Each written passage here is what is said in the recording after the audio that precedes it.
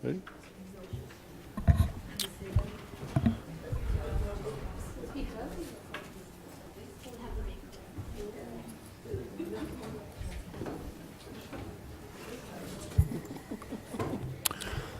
Okay. Good afternoon. Happy New Year. Welcome to the Lawrence City Commission meeting. We're going to start out this evening with a recognition of the free tax preparation clinics. We have presenters.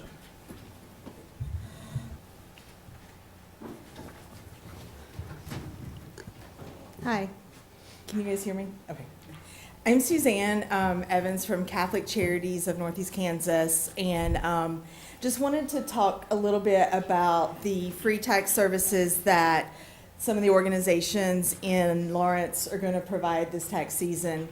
And they're all a little bit different, so we're each going to spend a few minutes talking about ours.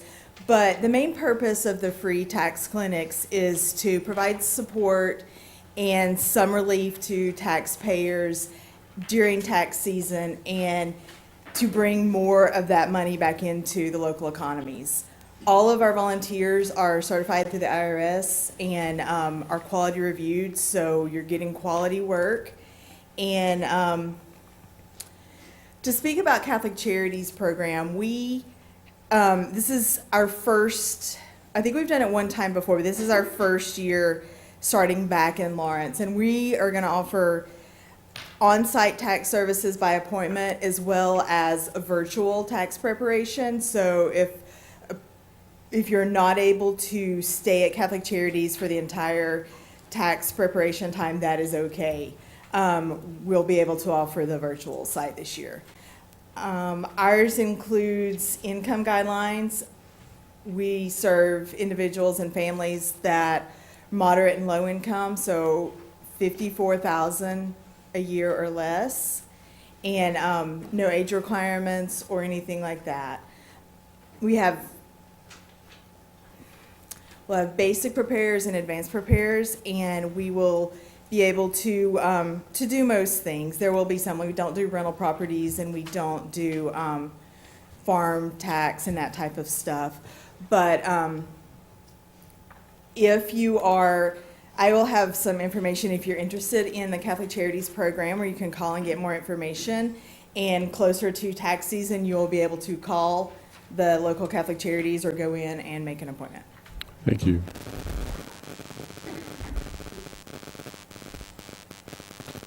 Hello, my name is Sarah Merriman. I'm District Coordinator for AARP Tax Aid. My volunteer territory is Douglas, Jefferson, and Franklin counties. We have about 90 volunteers for this year, getting ready to start another tax return season.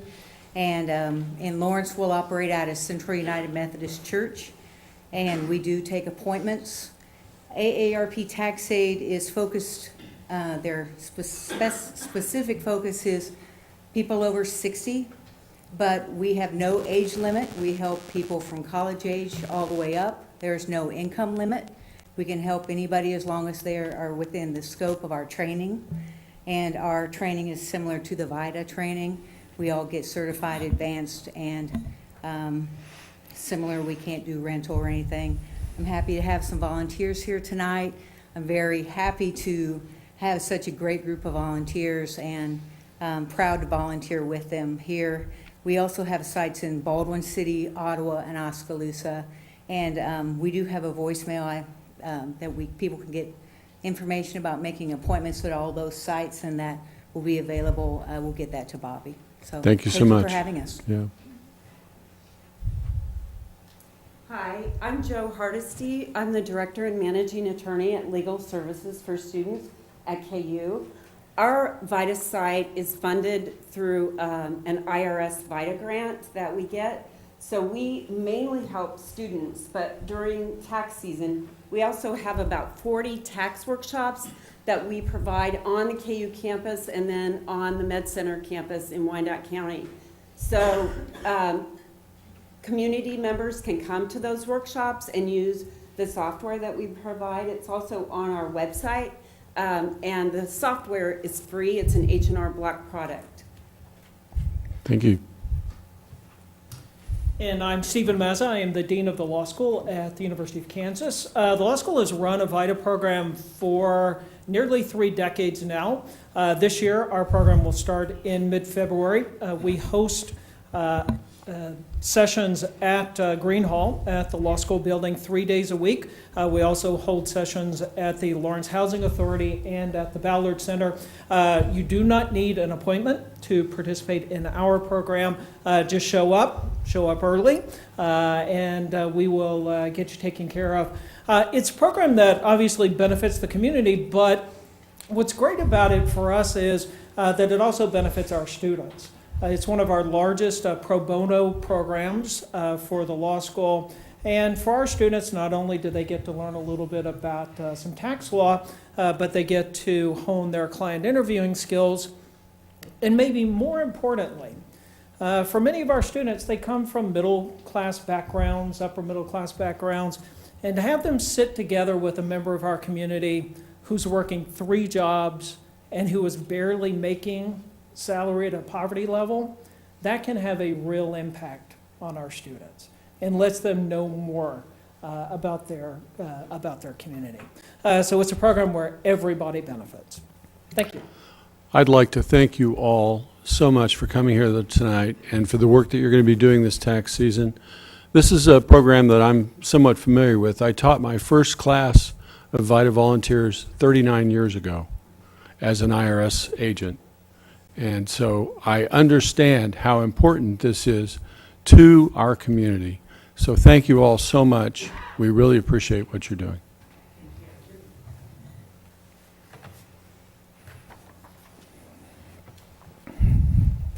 Next, we'll have a proclamation on Human Trafficking Awareness Month. Is that stuff she's leaving for Bobby?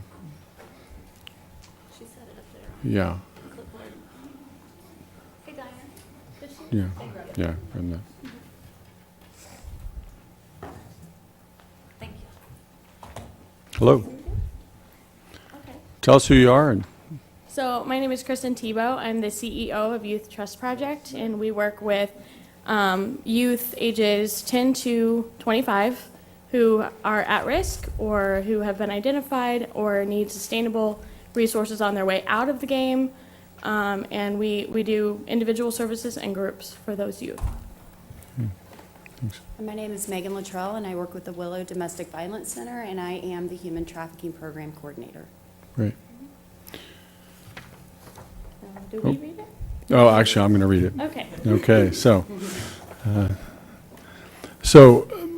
whereas human trafficking, a modern form of slavery, is one of the largest and fastest growing criminal industries in the world and is based on recruiting, harboring, and transporting people for the purpose of exploitation.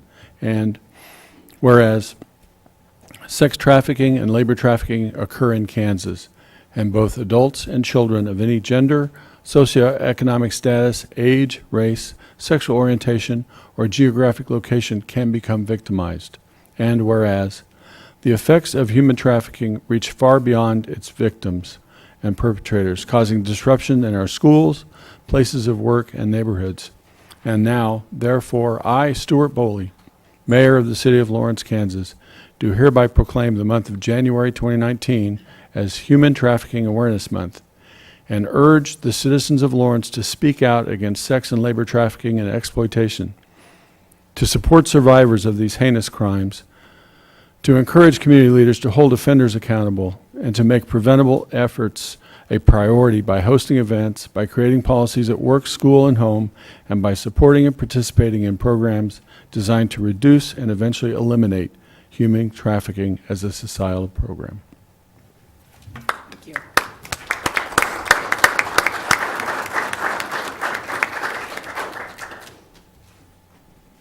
Thank you so much. Thanks for your work.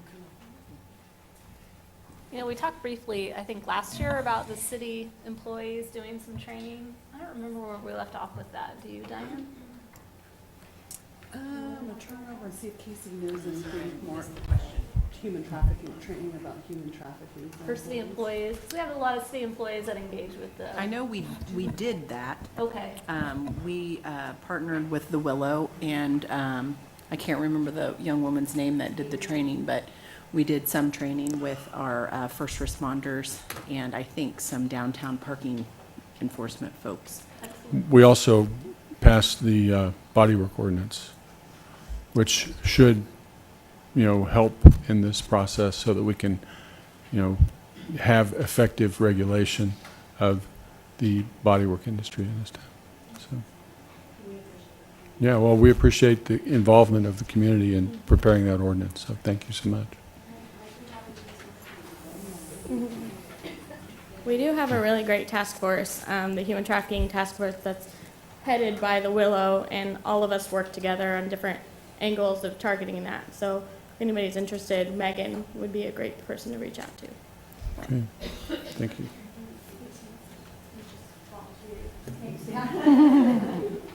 Okay. Now we're on to the consent agenda. All matters listed below on the consent agenda are considered under one motion and will be enacted by one motion. There will be no separate discussion on those items. If discussion is desired, that item will be removed from the consent agenda and will be considered separately. Members of the public wishing to speak to an item that's been pulled off the consent agenda will be limited to 3 minutes for comments. Is there anything the commissioner would like to pull off the consent agenda? Is there anything that a member of the public would like to remove from the consent agenda?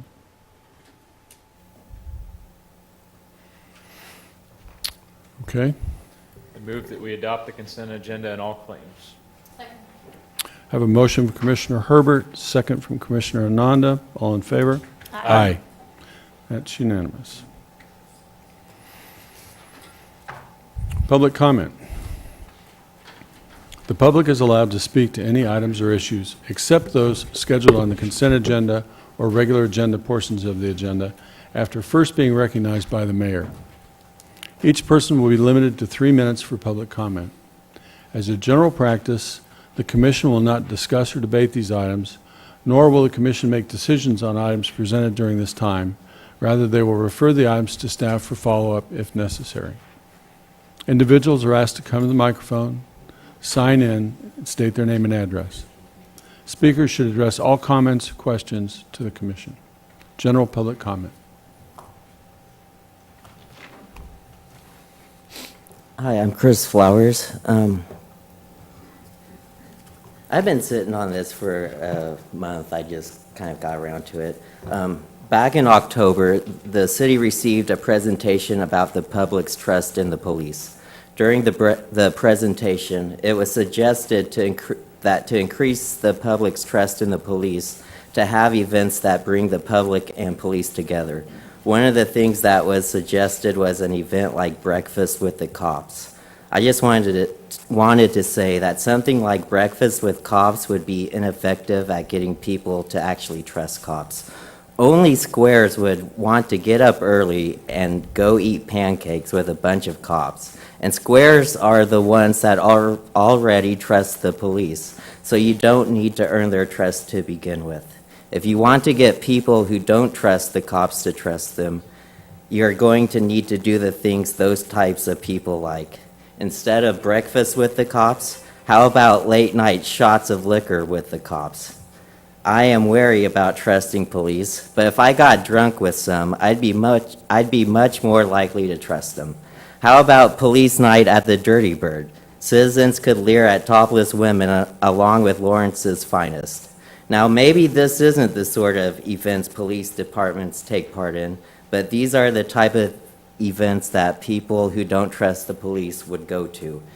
If you want hip and happening dudes and dudettes to trust squares, the squares are going to have to do hip and happening things.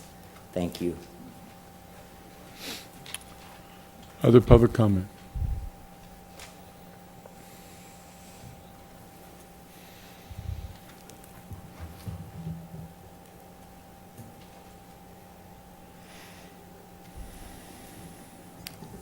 Good evening, Mayor Boley and Commissioners. My name is Michael Allman, and I'm speaking for the Sustainability Action Network. The Intergovernmental Panel on Climate Change report last October said that the world must transform the fossil fuel economy at an unprecedented pace. We must decrease emissions by 45% by 2030, or 2 degrees centigrade warming will cause runaway climate disruption. Not much is being done by nations, but the IPCC report said that the cities are the key implementers of climate policies, because 2/3 of the world population live in cities, and because cities by definition have a large carbon footprint. Lawrence has signed the Mayor's Climate Protection Agreement. I'm grateful. Lawrence also has signed the Climate Mayor's letter in support of the Clean Power Plan.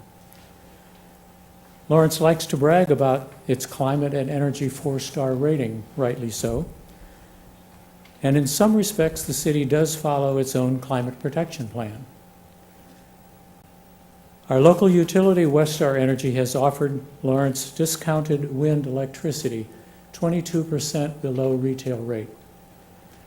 Others like Douglas County, Baldwin City, KU, Washburn, K-State have all signed wind energy contracts with Westar. But the Lawrence city manager took it upon himself to decline this offer of climate clean energy. It's unconscionable that this blue dot in a red sea has rejected this climate solution. This is a major policy. This should not have been handled as just administrative bean counting. The Midwest states from North Dakota to Texas are expanding their percent of renewable wind energy, with Kansas tied in the lead with Iowa at 37% wind energy. Renewable energy writ large is the future. We should invest in it. It's the future for our children. Please instruct the city manager to sign the Westar contract for electricity from the Soldier Creek Wind Energy Center.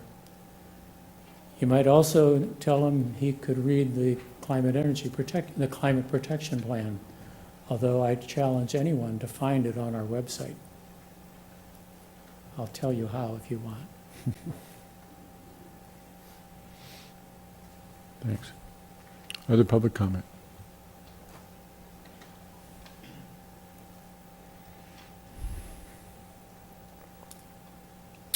Okay.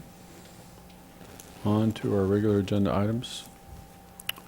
First item is consider adopting resolution number 7276.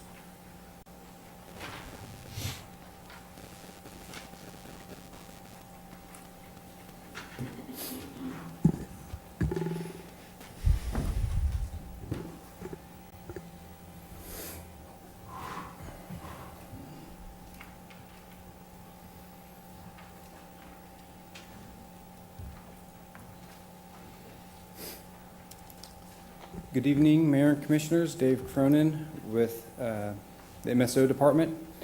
As I'll start by summarizing some of the information that staff provided at the commission meeting in December.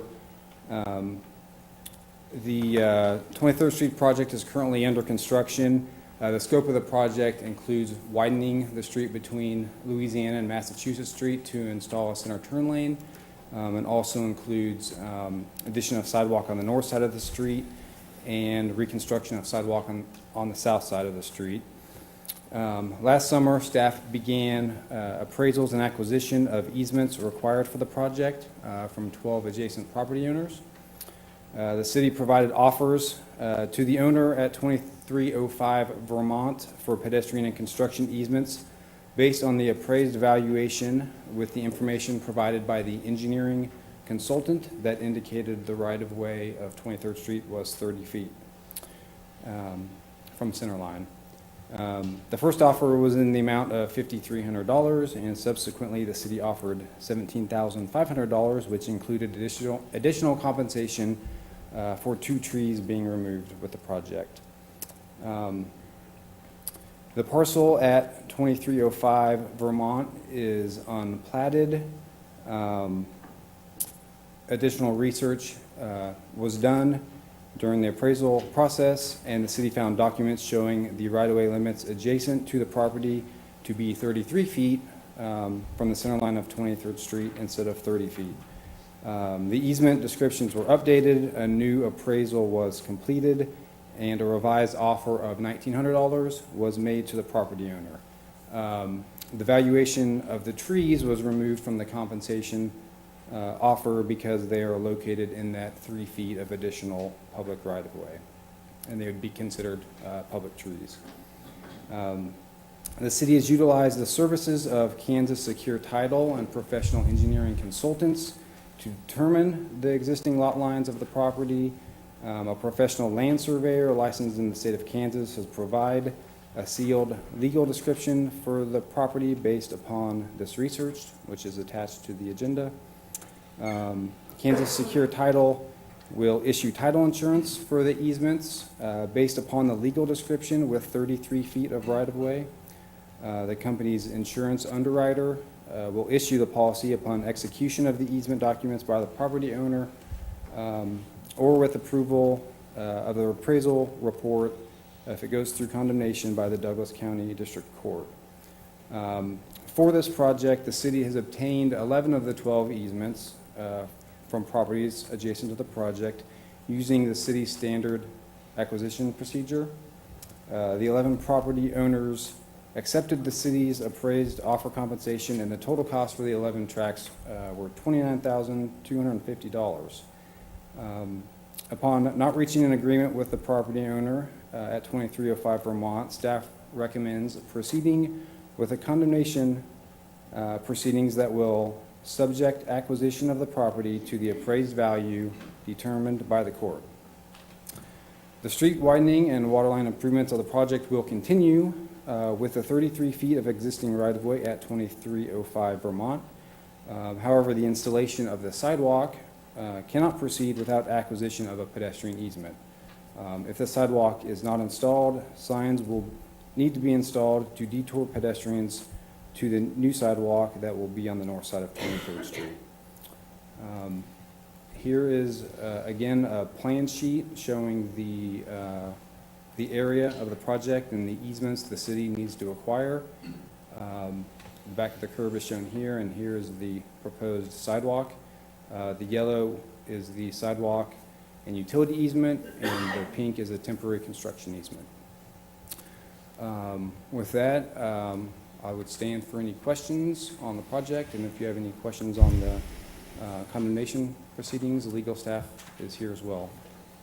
Questions for David? What were the past negotiations that happened in the last few weeks since we last talked about this with the Barlands? There's no other negotiations that I'm aware of in the last couple of weeks.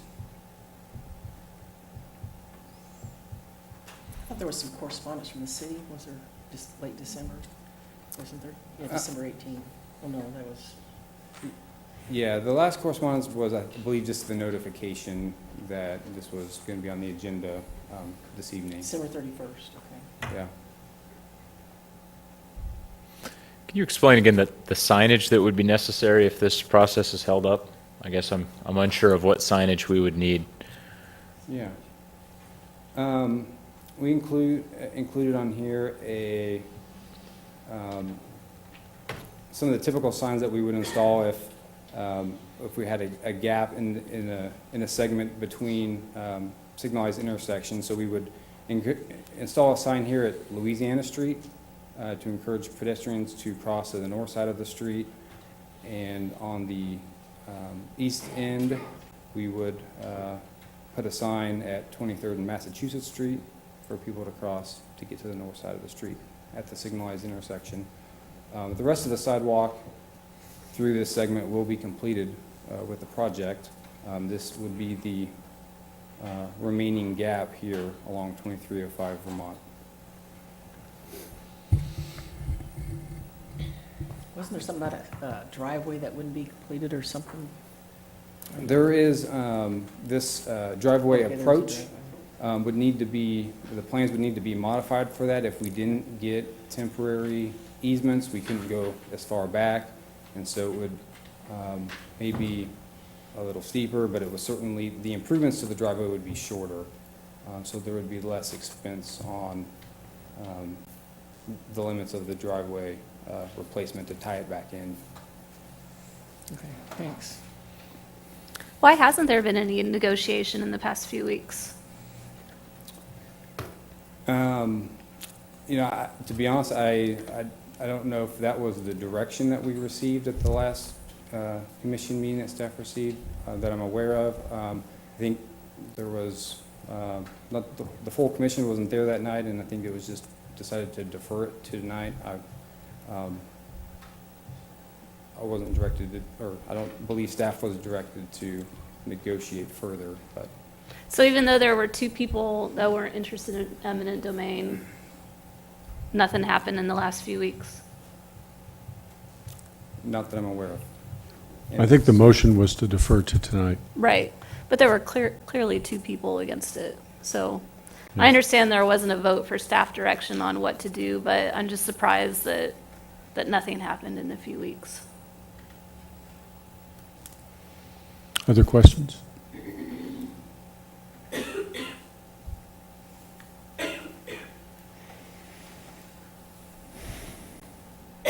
Okay. Thank you.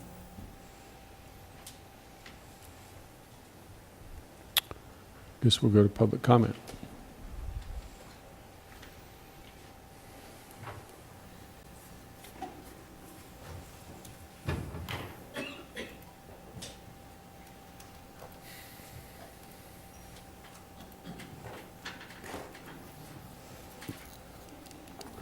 Good evening, Commissioners. My name is Brian Barland. I represent my mother, who is the property owner at 2305 Vermont. And I guess I don't know where to start. I guess the first thing I would say is the last 3 weeks, since the last meeting, December the 18th, there's been no communication at all from the city to us, except the notification of the eminent domain hearing again for tonight. That's the only communication that we've received in those 3 weeks. We felt it was, when we left here, that the commission had some interest in trying to resolve the issue prior to going to eminent domain, and we thought we would hear something, anything from the city in regards to that. Again, we have not heard anything, and now we find that evidently they're planning on not doing the sidewalk there, and they've come up with some sidewalk detour plan that starts at Massachusetts and runs people clear to the north side and clear down to Louisiana, but build the sidewalk from Louisiana to our west line. The people that use that sidewalk on the south side all come up Vermont Street from the south. There's people that come over from Haskell, come up Vermont and walk down that side. People come from the Breesedale area and the Haskell area over there. They're not going to go to the north side of 23rd Street and walk down through there. They're going to just walk across our property over to where that sidewalk is built on the west side. Again, it's it's imposing upon us. They're doing it now. It opens us up to liability issues with the people walking through our property. So this is just going to complicate that even more. I would like to say we have never been in disagreement with the easement acquisition. We know that's part of what's required for the project to happen. It's a safety issue, everything else. So we have never really fought the easement in concept. Our only fight has been over compensation, and now it has become, with their additional research, as to the 30-foot right-of-way, the 30-foot right-of-way widths. County still says that they have not received enough documentation to change their mind from the 30-foot to the 33-foot. Even though, the surveyor has come up with a nice document that shows that, just because you say it, don't make it so. There's been no documentation anywhere that changes the county's mind. That's where we rest, is with that county decision. Okay, thank you, sir. Any questions? I mean, No, questions for Mr. Ron? I think I asked you this last time, but I'll ask it again just for the public record. The highest offer that you received from the city was what? 17.5. And as it stands today, that is still not an offer that you would take? No. We discussed a number of 25 at our last meeting, which was kind of our bottom line discussion number. That also does not include, the appraiser went through their numbers. They said that moving that traffic lane closer to the house does not impact the property. I don't think that that's true. And there's no compensation in there for this driveway that is being removed on our 23rd Street access. That's not even in our offer of the 25. So I don't know that we're pretty much Okay. there. I mean, that's a justifiable number in our mind. It was higher before, but we're trying to make things work and not go to eminent domain. And I thought that's where the city commission was kind of leaning, and here we are. Okay. Thank you, sir. Other questions? Okay, thank you. Thank you.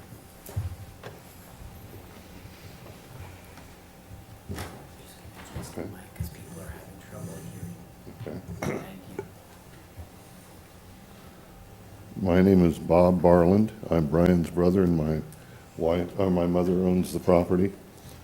The only question that I've wanted to address tonight was the alternative plan of changing the sidewalk. That sidewalk has been there since we moved in the mid-'60s. There's never been a sidewalk on the north side of this street. I think if you put a stop sidewalk sign, even if they don't walk on our property, they're going to be walking in the street on 23rd Street, putting people at risk. And if you're going to do a sidewalk improvement project, how do you take it down to removing a sidewalk that was already there and put a stop sidewalk sign down? It just seems counterproductive, counterintuitive at that point. The address about the dollar amount is, we have come down on 2 occasions. The city has not changed their position one time. So we end up just communicating with ourselves and negotiating with ourselves in this project, and that's never ends well. We hope not to go to eminent domain, but without some response back from the city, we have no choice. Otherwise, we're going to negotiate with ourselves and don't have the authority to make a decision once we finish negotiating with ourselves. That's all I have to say. Thank you very much, sir. Hi, I'm Chris Flowers, and it does seem awfully stupid to take out the sidewalk on the south side of 23rd, because people from Haskell, I see them walking all the time, and it's on the south side, and that's, if you're coming up from Haskell, why are you going to make them go an extra, go up to the north side and then just come back down again? This doesn't seem very pedestrian friendly when you're having them cross across the street and then just cross back again.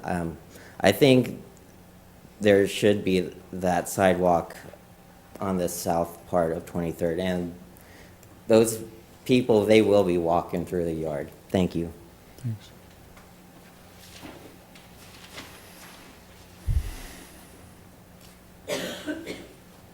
Okay, back to the commission. I had a question for staff, for Dave. So the square footage that we are talking about is 452 square feet and 923 square feet, is that correct? Yes. Okay. How does that compare to the other easements that we got for that, the other 11 that we received for that, square footage wise and price wise? I don't have all that information with me.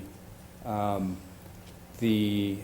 far as the square foot cost, the 11, based off the appraised value, the appraiser's value, we offered those 11 property owners the price per square foot from that appraisal. There was a couple of commercial properties on the corridor, so that may have, the value may be a little different. But I do not have all of the numbers for the other 11 property owners with me. So it was basically the same square foot per price that you offered the Barlins? Is that what you're saying? I can't confirm that.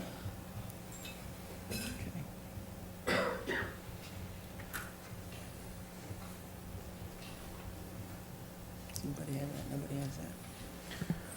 Okay. Was the city's retraction of that $17,000 based upon the changing of the 3-foot? Yes, yeah, it was a reduction for the square footage of the pedestrian easement and then the compensation for the trees. So if we find ourselves in a position to where the county won't change the right-of-way from 30-foot to 33-foot, how is that going to affect our offer of compensation? The county maintains the records. I think we have sufficient documentation that shows that that the right-of-way is 33 feet and should be shown, and the county should use that as the records. Ultimately, if there's still disagreement in that, it would need to be decided with the court. So I don't think the counties at this point, I think we've provided the information that we believe it's 33 feet. The title company's insurance underwriter has provided us also confidence in that 33-foot based on the review of the legal description. So if we did get title insurance on it, so if there was an error, it would be on the appraiser or the surveyor? Yeah, and they would have to pay? The title company gets the insurance on the description. Okay.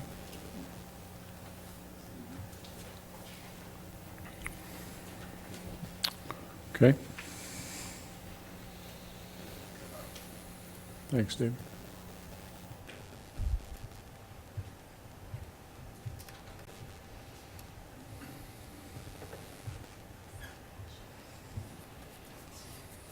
My position hasn't changed from last time, where I thought the city would actually attempt to do further negotiation, but apparently nothing has happened, so I would be happy with deferring so the city could perhaps accomplish further negotiation.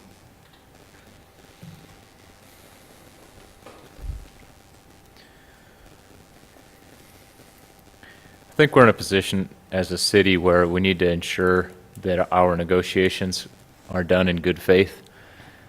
And as such, I suppose my position on this would be that the highest offer that we have made them, the $17,400 as I initially understood it on the 18th, although I heard it tonight said is $17,500. So whatever that number is, I think in good faith we need to honor the offer that was made. Now it sounds like Mr. Barlin would not accept that offer anyways. You know, I'm no advocate of eminent domain. I don't mind, you know, saying that just on principle alone I don't like it. I understand why it has to happen for infrastructure purposes. You know, I think in somewhat recent history we've had some judicial decisions that have come down that I find kind of reprehensible. Kelo versus New London came out and on a 5-4 decision by the Supreme Court gave what I consider to be an overreach of rights when it comes to eminent domain and its usage. But that's the environment we deal with, and that's what we have to deal with this. And I don't see any way that this is going to avoid becoming a problem for the courts. Not because of our offer or their rejection of our offer, but because the disputed boundary line.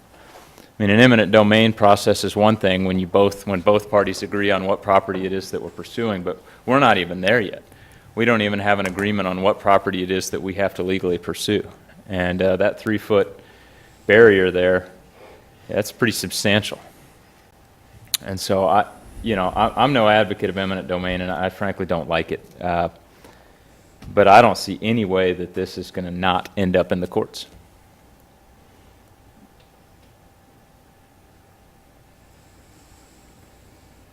Well, yeah, I would have a difficult time not allowing this to go through the courts. And the reason is that I am very concerned if we would pay one property owner much more per square foot than the same other property owners along that stretch of land. So I have a hard time with that. And so for that reason, I would prefer to see it go to court, because we're obviously way far apart with the family. And, you know, whether we continue negotiations or not, I still would, again, have a hard time paying them more per square foot on the same type of land than we paid everybody else. I don't think I have much to add other than what I've heard. I don't think that this is an easy piece. I also think the pedestrian safety issue is one to consider as we're looking at this, and the thought of having our pedestrians cross 23rd Street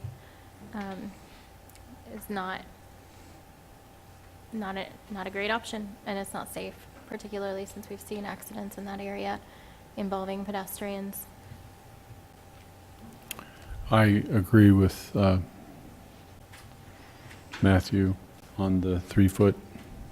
I mean, to be able to negotiate, you have to be able to determine facts, and I don't think we can do that. And I appreciate the comments from Vice Mayor and Commissioner Nando. So at this point, I would entertain a motion.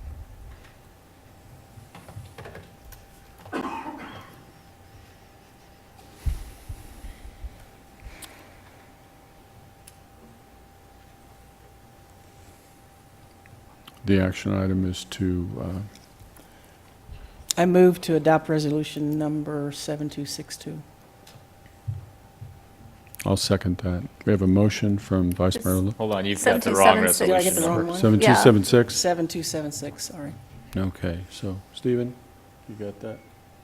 Okay, motion from Vice Mayor Larson, second from Mayor Boley. All in favor? Aye. Opposed? Nay. So help me out here. It was 3-2? 3-2. Okay. Passes 3-2. Okay. Second item is to consider the following items related to Fire Station No.1 rehabilitation project. Receive the update and approve an updated funding agreement.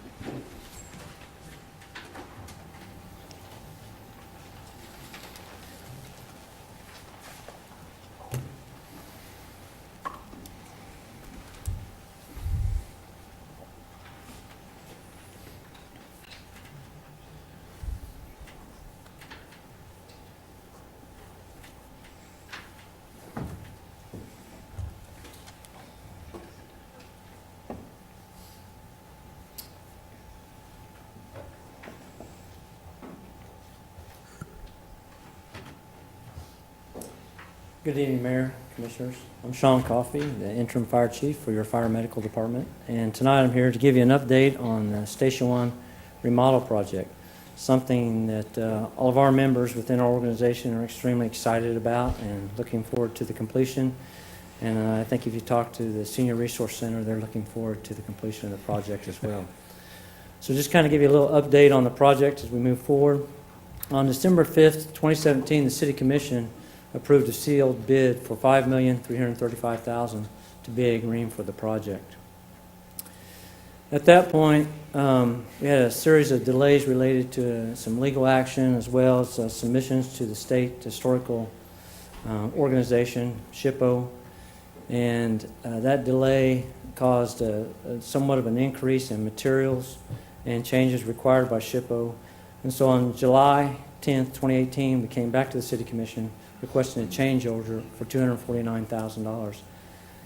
Tonight I'm here to talk to you about our project that's $7.1 million. I want to reassure you we're still within the guidelines of that $7.1 million, the project. Tonight I want to talk to you a little bit about our $260,000 contingency that was in that project. and talk about some of the ways that actually we've spent that contingency through change order requests as the project has continued to move forward. One of the first ones, change order request number 3, was for a 1,200 amp disconnect on the exterior of the building. One of the things that city code requires is that based upon the distance between the electrical panel and the exterior of the building, it can't be greater than 6 feet. If it is greater than 6 feet, you have to have a disconnect switch. And so our city plan development inspection folks found that, and that was the change that was requested that needed to be put in, and that was number 3.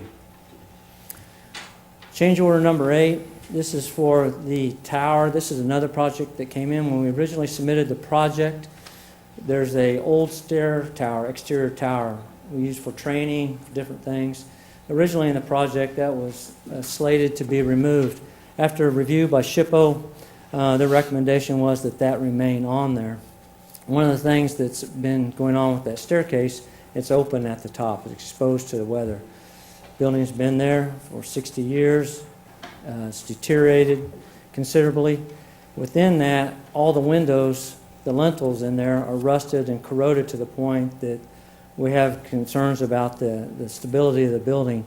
Working through the restoration company, they gave us a cost of $25,932 to do that repair. We do have that based upon time and material, so we're hoping that actually comes in less than that as we work through that. Number 10 was the relocation of the sand oil separator. So originally when it was designed, the building, we have a sand oil separator. When we clean the trucks inside, all the material that runs through runs down into the sanitary sewer, and before it gets there, it has to go into the sand oil separator, so all the solids or any oil stays within that. That was placed inside the building. Well, periodically, that has to be actually backed out with a vac truck. And as you can imagine, there's a certain odor to it as well. That was actually within the building. And so one of the things we wanted to do was relocate that to the exterior so it'd be easier for trucks to get there to remove the material. And then also we wouldn't have that odor within the building. Change order request number 13. This was the demo and replace the ceiling ballroom. One of the things, if you remember in the old Senior Resource Center on the northwest corner, there was what we call the ballroom area, wide open space. Well, it had plaster ceiling in it. That's a component that's required by the Historical Society. Once we demoed that to be able to get into that, and we'll see another one here, another change order, within there was the steel trusses. We put the HVAC system on top of that. To be able to see what was in there, we had to take that plaster ceiling down. As you know now, nobody does plaster ceilings anymore. And so we had to go back and replace part of that ceiling as a requirement of SHPO and HRC, and that was about a $19,548 fix. Change order number 14. This is on the senior resource side of the building. They have a break room that was up on the second floor. Within that, the drawings didn't show a sink. It's a break room for the employees to go have their lunch, have a refrigerator, all those kind of things. There was no sink there, no water at all. And so change order 14 was to add a sink into the break room. The only problem, it was almost at the furthest point away from where it had to get to the sanitary sewer. Number 15, when I talked earlier about repairing the ceiling, this was to reinforce the roof joists in the ballroom. So we got to open that ballroom ceiling. And within there are large steel trusses. They were about 2 feet high. Tonight with me I have our architect, Jay Zimmerseed, as well as the general contractors, B.A. Green. I have Tracy and Mark Green here to answer any additional questions. But once they opened that up and saw those trusses, then the engineers came in and designed a system to be able to hold the HVAC unit on the roof of the building. And so that was an increase. Nobody knew what was in there. I think originally it called for on the original designs, I think they were cast trusses in there, and we didn't know until we opened up the ceiling what was actually in there. And it wasn't cast concrete, it was steel trusses. Change order number 17, $26,000, that's the steel framing for the new poles. One of the things we've done is the station originally had 2 fire poles in the front of the building. The ones that are originally there, they're still there. But one of the things we did when we remodeled, doing this remodel, we added our bedrooms to the back of the building on the 2nd floor. So now we have the travel distance. A big thing we talked about, as I talked to you earlier this year, is turnout time. It goes into our total response time. And so we want our firefighters to be able to turn out as quickly as they can to get to the truck, to get on it, to be able to go. Well, we added 2 poles, so as they exited out where this ballroom is now where the bedrooms are. And in an effort to be able to make them get down to the trucks as quickly as possible, we added 2 additional poles. Well, once again, not knowing what was under the steel framing until they pulled down the concrete, there's a change order for $26,000 for the framing so we can relocate that steel members in there to be able to put those 2 poles inside the station. Change order number 27 for $12,000. This had to do with really TV blocking and electrical and the cable to be able to put up what I'll call computer monitors, really a television, in the senior resource center side of the building, one on the fire side.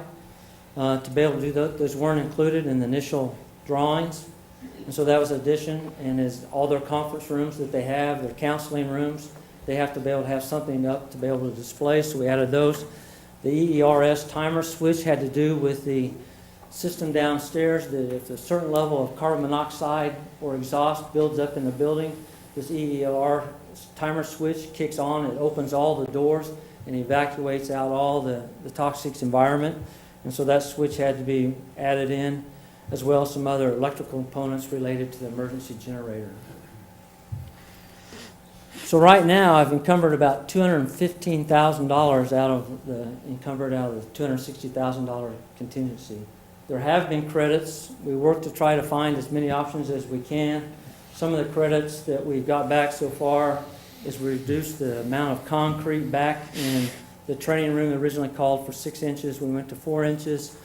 We, on the apparatus bay floor that was replaced, it was originally designed to be sanded and grinded down to make it a nice, very smooth, polished finish. But in an effort to save money, we went ahead and went with a sealer on top of that. We still get a nice, smooth finish. Very nice, and we'll continue to buff up as we use it. But that was the savings that we had. And so we tried to get credits back as we've gone through the project where we can.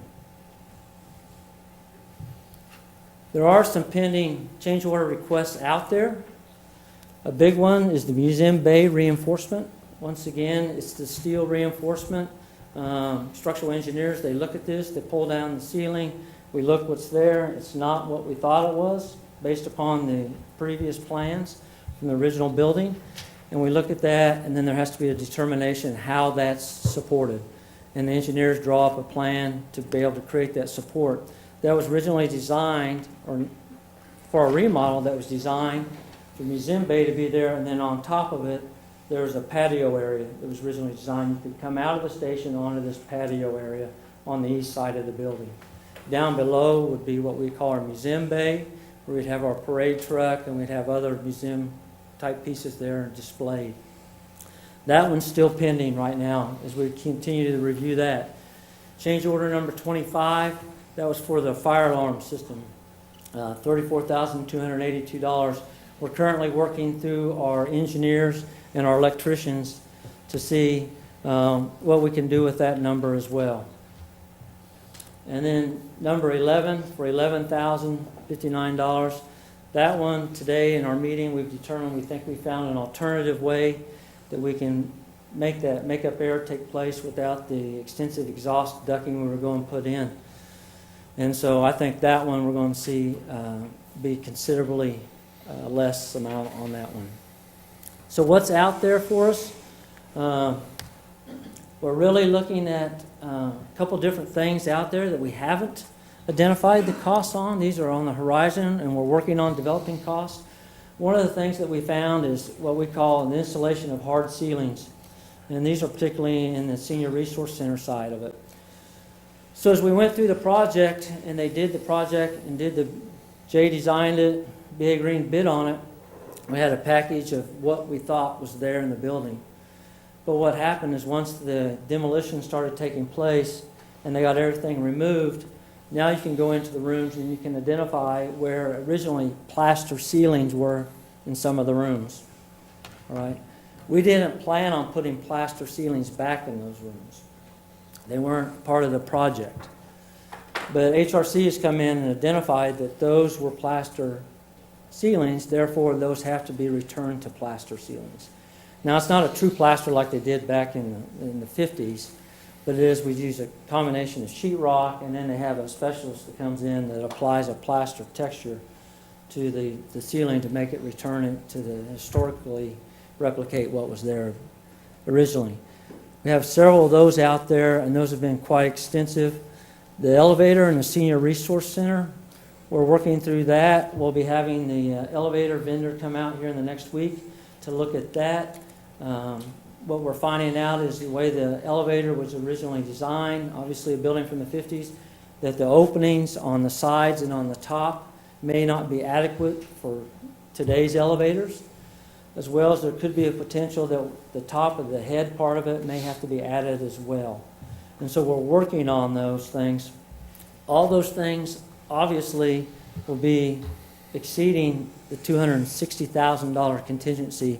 And so as I continue to work through these, you'll probably be seeing me again for city policy to come back and ask on change orders for approval as I move forward on these. So ongoing, it's going to be a great project. It's going to be truly beautiful when it's all done. The firefighters are very excited about it. You know, they've been living in that trailer out there on 8th Street for a couple of years now, and so they're anxious to get back in. And I know the Senior Resource Centers, while I think their stay at Peasley has been really good, I think they're anxious to get back to downtown as well. So any questions about the remodel project? Thank you, Sean. Questions? When the bid was received, did the individual who did the bid, had they actually seen the building? Obviously, they hadn't ripped down ceilings, but had they physically seen the structure prior to their bid? I believe there was times where they could come by and visit. Is that correct? Because my question is primarily with your initial change order, which is change order item number 3, which deals with the exterior disconnect. I mean, that's a very basic part of our city's electrical code. I'm surprised that the initial bid didn't identify a disconnect on the exterior. I think it goes back, it wasn't on the original drawings for the project. And so the people that bid the job didn't know to bid it because there wasn't anything there to bid. But they hadn't visited the site? Well, yeah. You know, there gets to be in these projects design issues versus construction issues versus those observations, but I think this falls more to the design issue and the review of the codes. So that's where I'd look. Okay. I mean, that's just frustrating to me. I totally understand change orders when you rip out a ceiling and you have no idea what's behind it, but I mean, that's just basic electrical code. But just hold on. It should have been specified as a bid item. When you bid a major construction project like this, you would have items identifying everything that needs to be done. Well, that's why I say that's my point, is that it's frustrating that this isn't identified. I mean, that's... Well, you have both the architect here tonight and you have the contractor here, and you'll get to see what I typically do, the two of them duking it out together. So yeah, I see like 6 items there that seems like that should have been part of a design project. Right. And so I'm curious as to why they didn't go into the design to start with. Because that's where it starts, is your design. And then bidders come in and bid based off the line items provided by the whoever made the bid up. So I would, again, just go back to the design. Why weren't these included? Some of these seem really basic. Sink in a break room seems reasonable. You know, we do have the architect here. I'd let him come forward. I walked the entire building for the change orders yesterday. I would say As I recall the conversation about this disconnect, the maximum run of line can only be 6 feet. 6 foot. Right.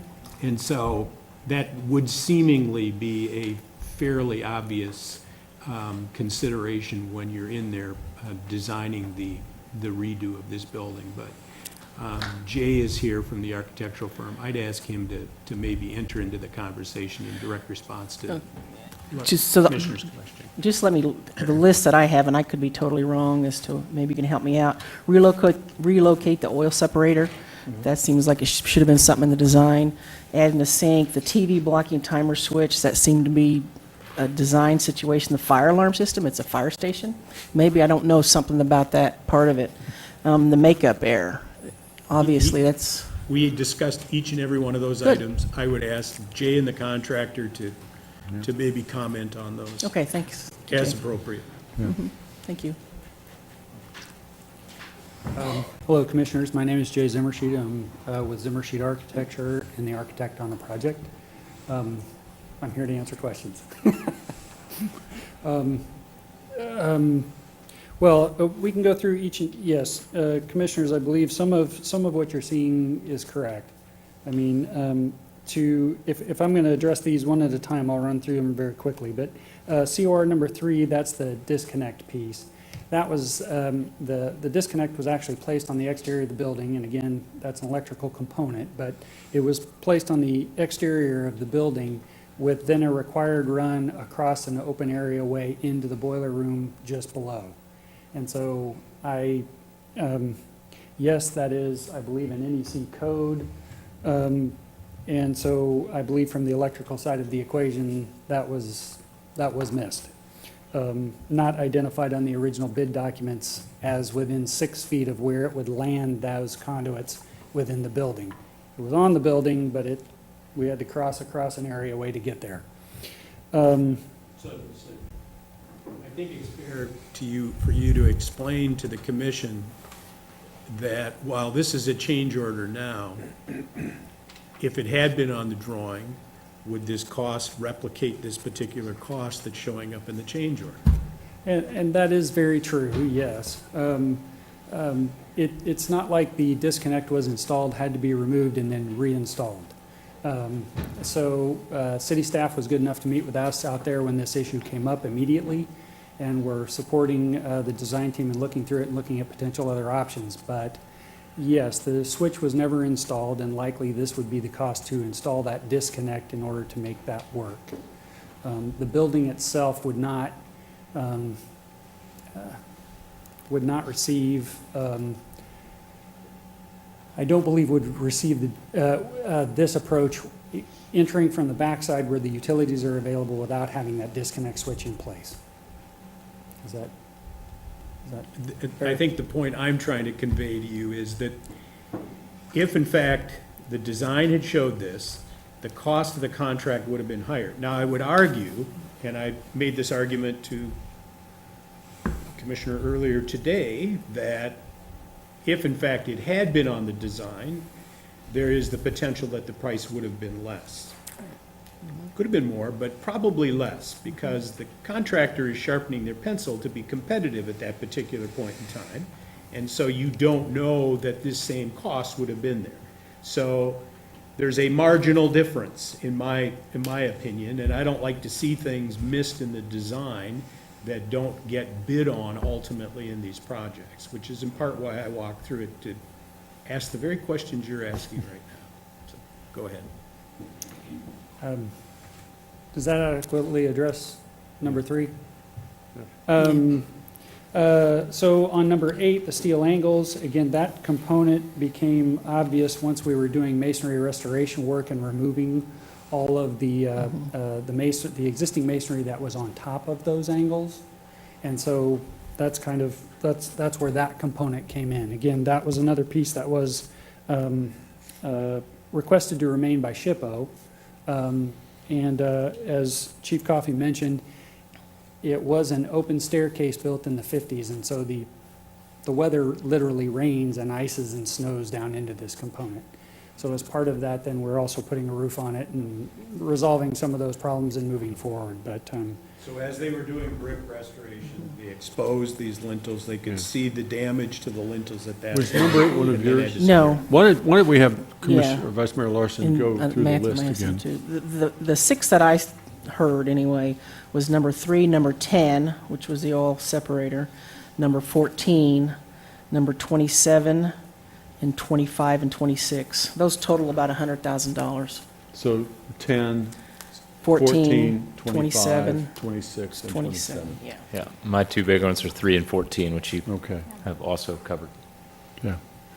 So number 10 would be next. So number 10 is the sand oil interceptor, and as Chief Coffey mentioned, those are required for that vehicular occupancy where you can, yes, you're collecting the oils, the debris, the junk, so it doesn't go straight into your sanitary sewer. The building is sited and such, and remodel of adjacent structures has happened over time, such that the sanitary line on the backside of the building is roughly 15 feet in the ground. And so through the design process and trying to reconcile what would be the best place to put something like that, it wound up at the very back of the apparatus bays. And that's where it was elected to remain because we could get to the existing sanitary sewer, which we also then had a problem with. So that is what was the design guideline reviewed and I believe approved at that time by the owner for placement of that sanitary sewer. When we discovered the sanitary sewer issue, when we discovered we were having a problem with that and getting and putting more sanitary into that same line, we started reevaluation of where that was and looked at all kinds of options from putting it out back, which is where it wound up, but we're actually bringing it back into the building and heading back over because the available line in the back is 15 feet below grade, which was the original decision to put it in, driving the original decision to put it inside. Okay. Does that make sense? Yep. Number 14. Number 14, thank you. Yes, this was not shown on the mechanical drawings for installation. It was just not included on the drawings. Is there a reason why you didn't include it? My hair used to be blonde, but I've aged over this process. No, it was missed. Number 27? TV blocking electrical ERS timer switch. These items were, TV locations were not identified on the electrical drawings along with the data and the other pieces where it typically is shown for those. And the question was raised, and yes, the blocking needed to be added along with it.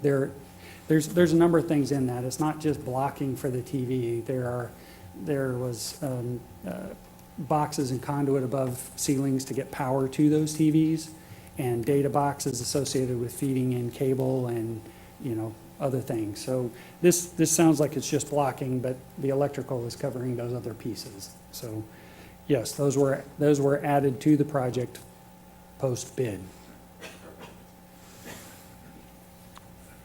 25 is the fire alarm system.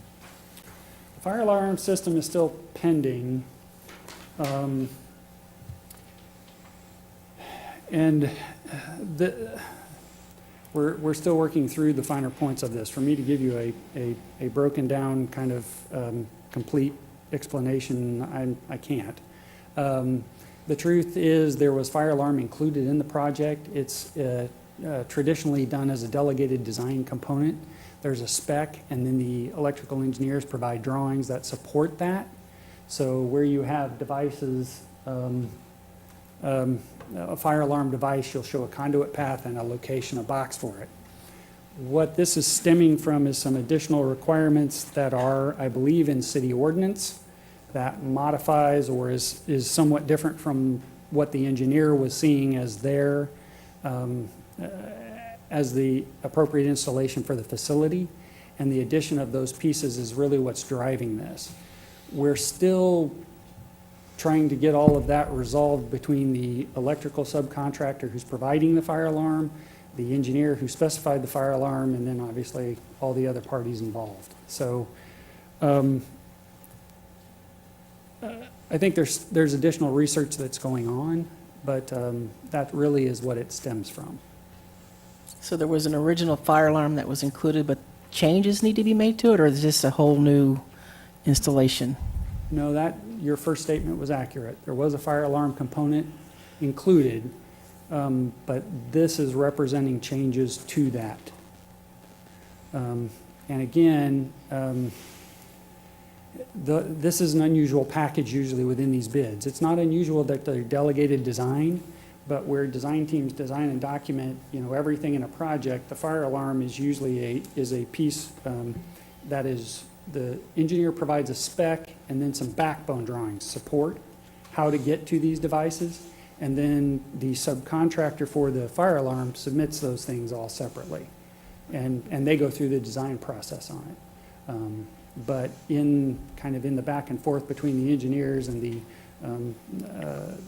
the electrical subcontractor who has the fire alarm subcontractor under them, that's what this is stemming from. A performance spec. Yeah.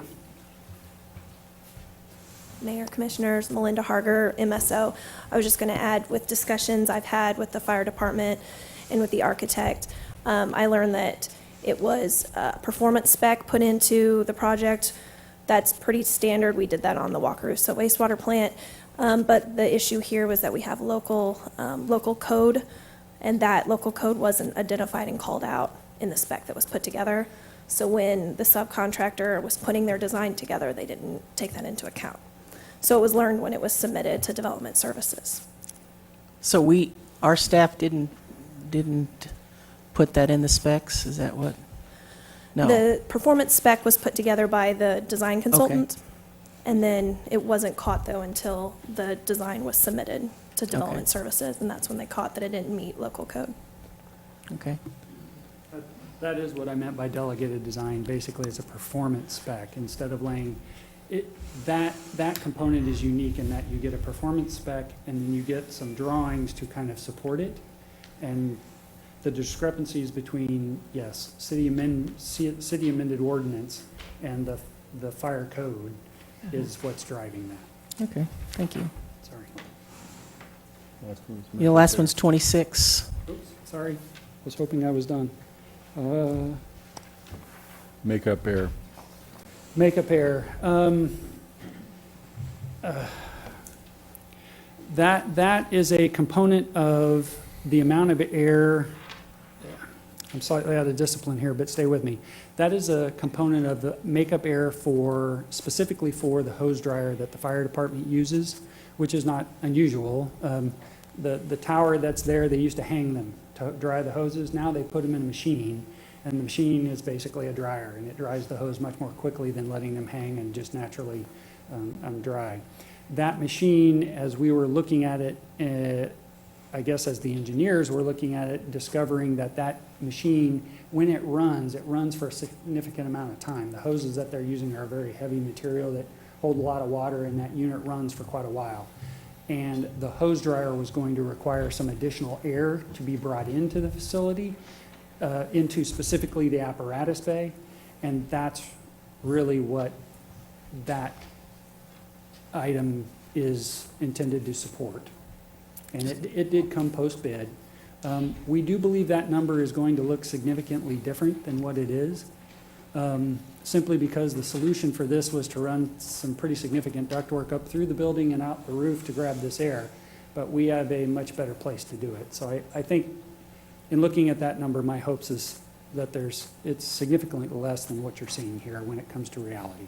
So, thank you. Thank you. Other questions for Jay? Okay, thank you.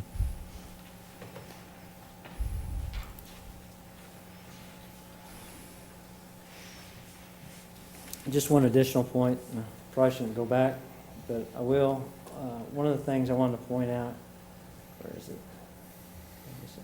Was change order number 12. That was a big one, about $45,000, the repair of the sanitary sewer.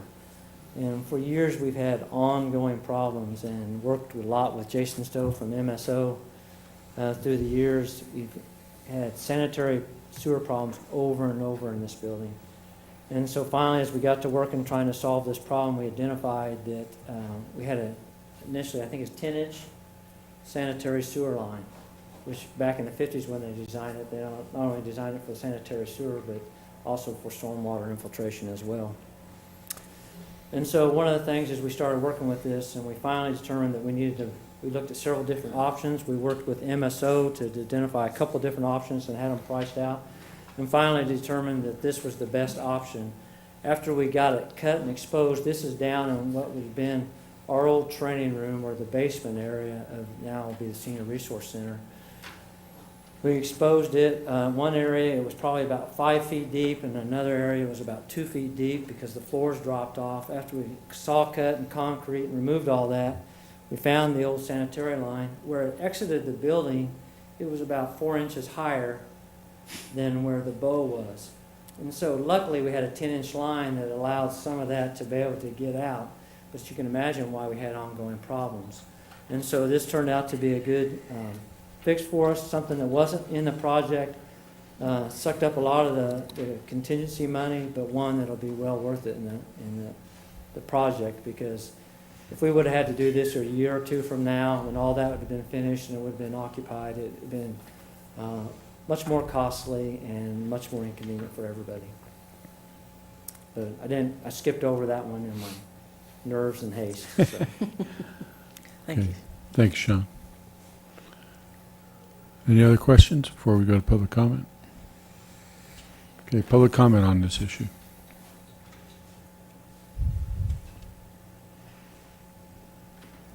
Okay. Back to the commission. And this is we're receiving the update. Don't have a lot of choice. You have to have it up to code. It's frustrating. You know, I hate to pick a fight over $12,000 in a project that's multi-million, but it's really frustrating when you have something that's so basic of an electrical standard. I mean, it's part of the NEC, which, in a moment of irony, the National Electric Code is published as part of the National Fire Protection Association, and it's a fire station. And so, you know, the very people that make these codes are. But, you know, it's the state of Kansas, I think that they still adhere to the 2008 NEC code. You know, we're one of the few states that has the oldest version of that. I think us in Illinois and somebody else. But it's frustrating when you have something that's a basic electrical code like that gets missed.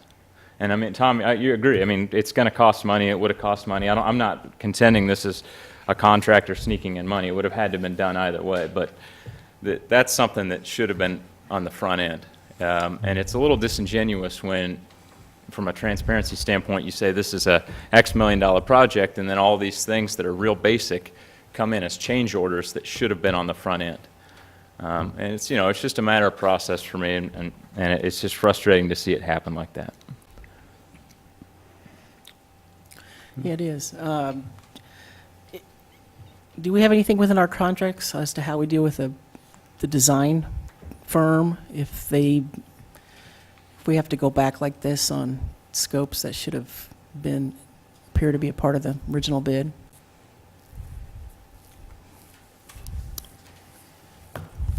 I think in some respects, there's a couple things I would say. It goes back to the whole discussion about the process. Mm-hmm. And I have, you know, despite a lot of dialogue and debate about the design bid build process versus the process we're using on the police facility, I think not engaging contractors up front with designers creates some of these issues. But, you know, if you go back to the consent part of this agenda, we had a number of change orders on. And I would tell you from a lot of experience in building a lot of municipal facilities, the true last frontier in this country is going in and rehabbing an old building. You find things constantly when you open up those walls. And process-wise, you either go in and open them up before you design and examine all that stuff, which adds cost to everything as well.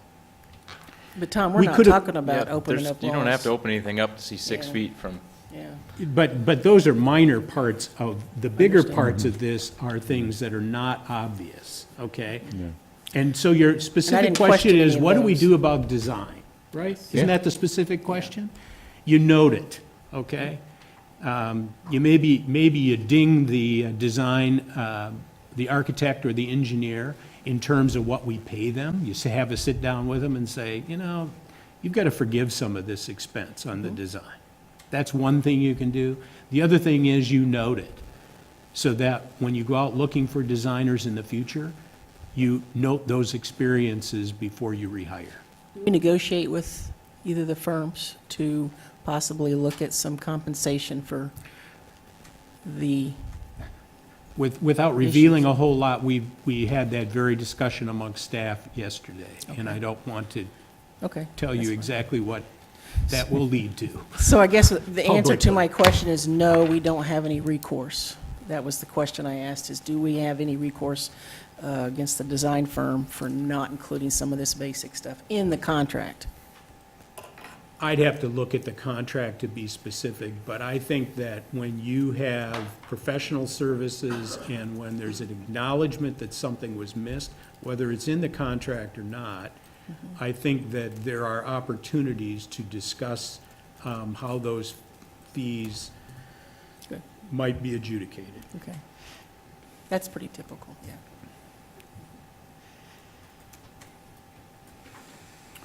Okay.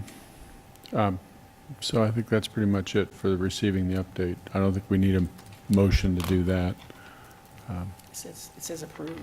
Well, the second thing is to approve the updated Oh, city-county okay. funding Sorry about agreement. that. I think that's a different presentation. So, is that a different presentation? Yeah. Well, let's go ahead with that. Sorry.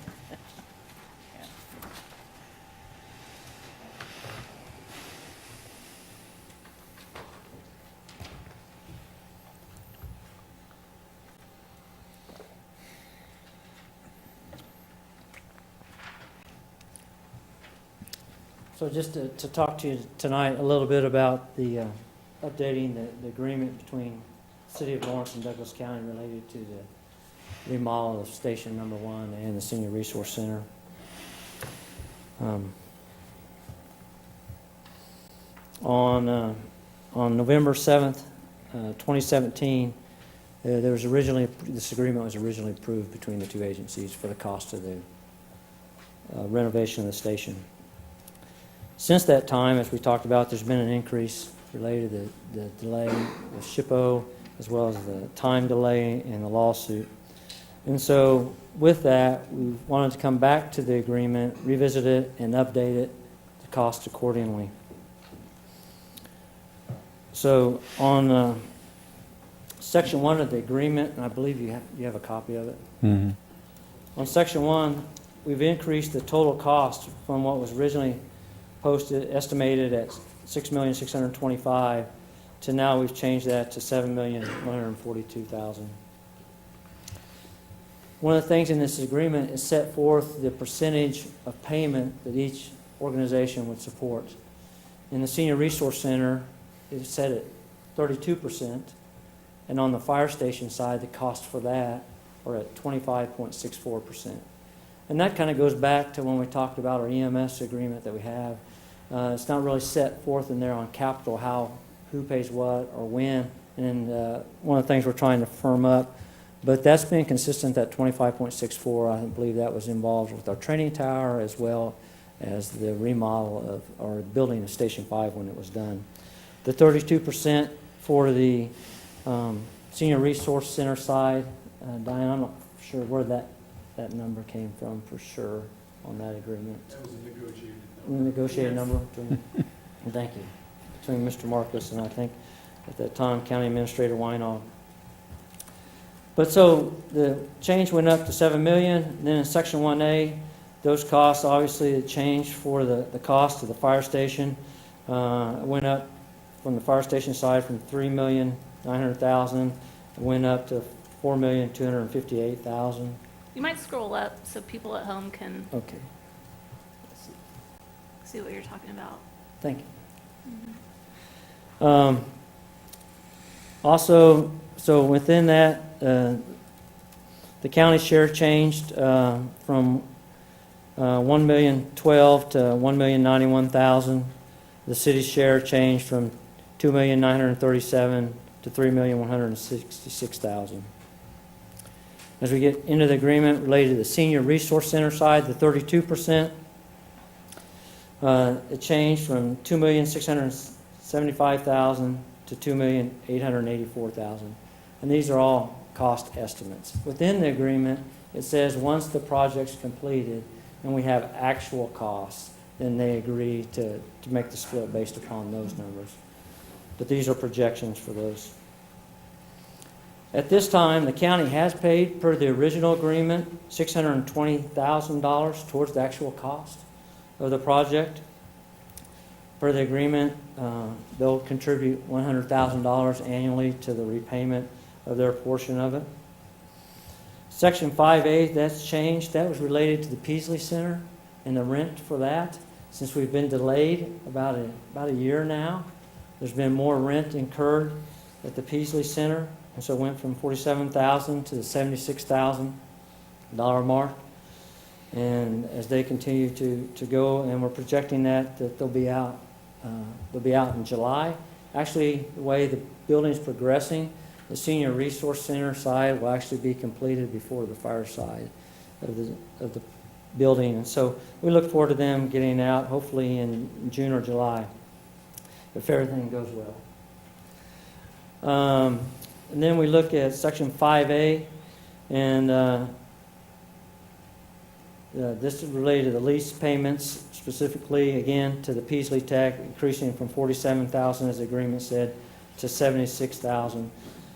What happens is the Senior Resource Center pays the rent. It's monthly, $2,381.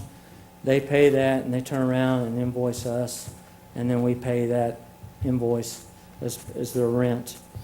When the project is completed per the agreement, all these numbers will be tabulated, put together, and the county will pay 32% as it relates to the lease payments and the cost of relocation, and the Senior Resource side, and then the fire side, they'll pay the 25.64%. So it's updating the agreement to reflect the new numbers as per July 10th this year of 2018.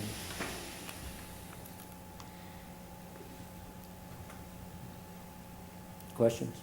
Questions? Nope. Thanks, Sean. Thank you very much. Public comment on the updated agreement.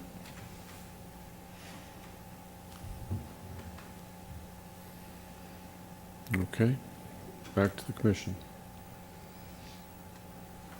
The item before us is to authorize the city manager to sign the updated funding contract.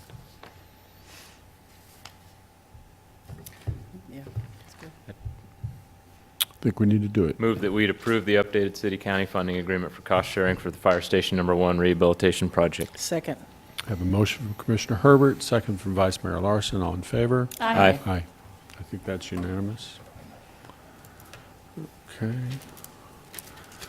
Third item is to consider a motion to recess into executive session.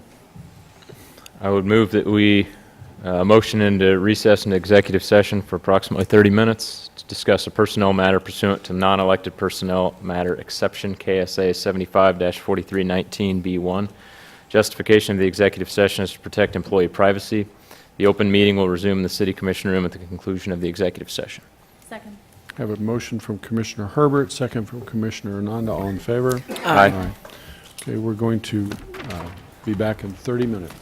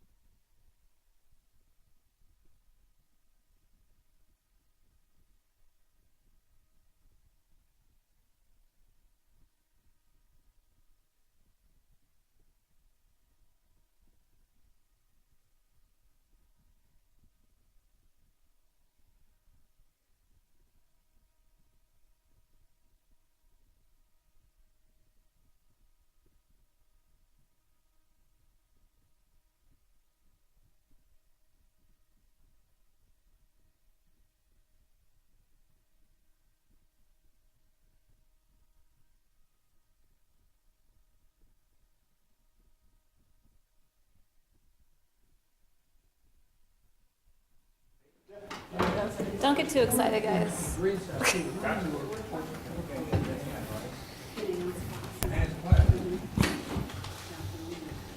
Okay, I entertain a motion to extend. I move we extend executive session for 10 minutes. Second. We have a motion from Commissioner Herbert, second from Vice Mayor Larson. All in favor? Aye. Aye. 10 minutes. We need Knock to it leave. down.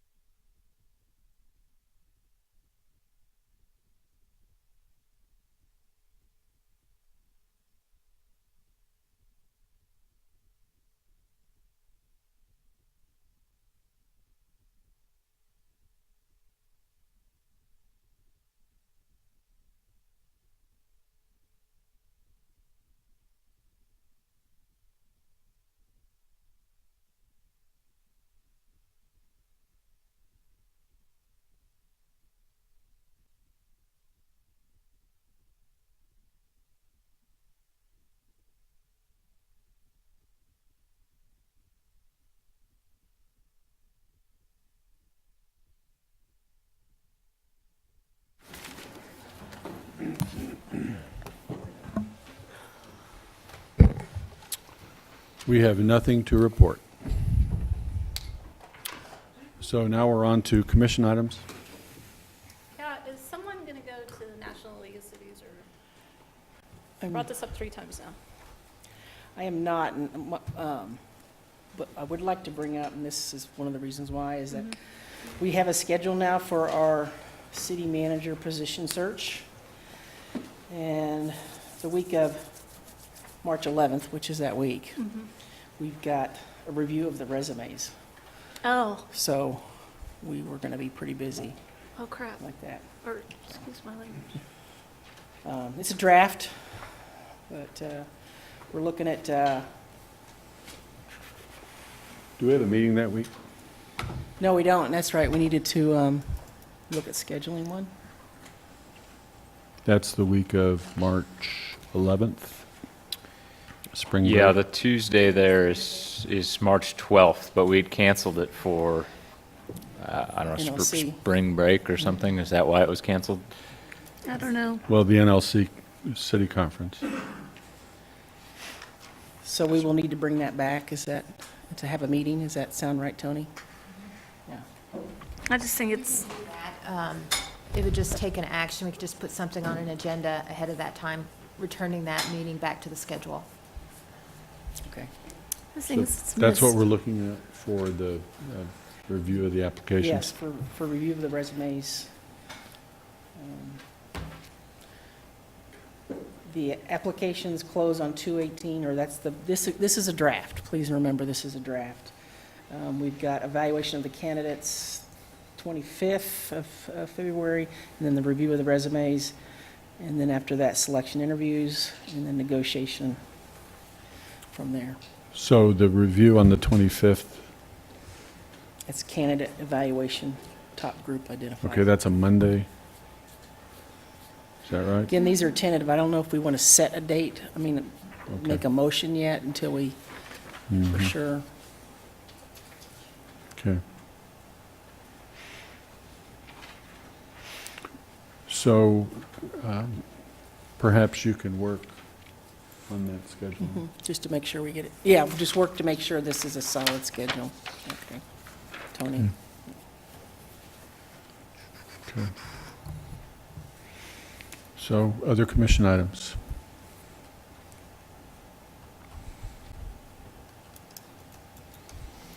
Okay. City managers report. Okay, we have a pretty brief report tonight. The November 2018 monthly building permit report is before you. This, I think, as I recall, looking at all our different revenue categories for the year, this revenue might be one of our bright spots in terms of the revenue streams for this past year. The November 18 sales tax report is out for the month of November, and it shows year-to-date sales tax revenues with about a 1.4% increase over the same period in 17. However, November compared to November of 18 compared to November of 17 actually shows a 1% decline. In terms of the EMS agreement discussions between the city and the county, both sides have met on 2 occasions this month to begin discussions about the EMS services agreement, FMS services agreement between the city and the county. They've drafted a project charter. That information is included in your packet to guide the discussions and establish joint goals. 2 meetings have been planned for January. Future agenda items.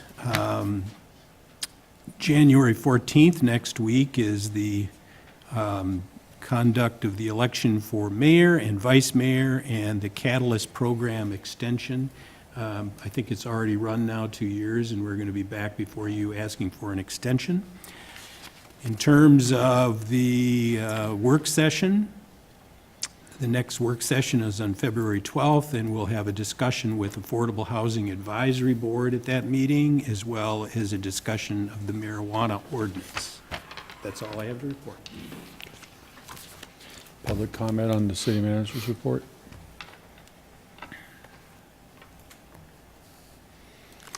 Okay. Thank you, Tom. Calendar, we've talked a little bit about calendar.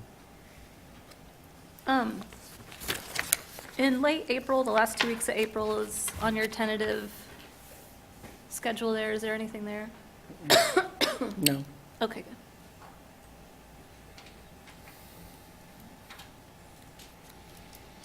Okay. Okay.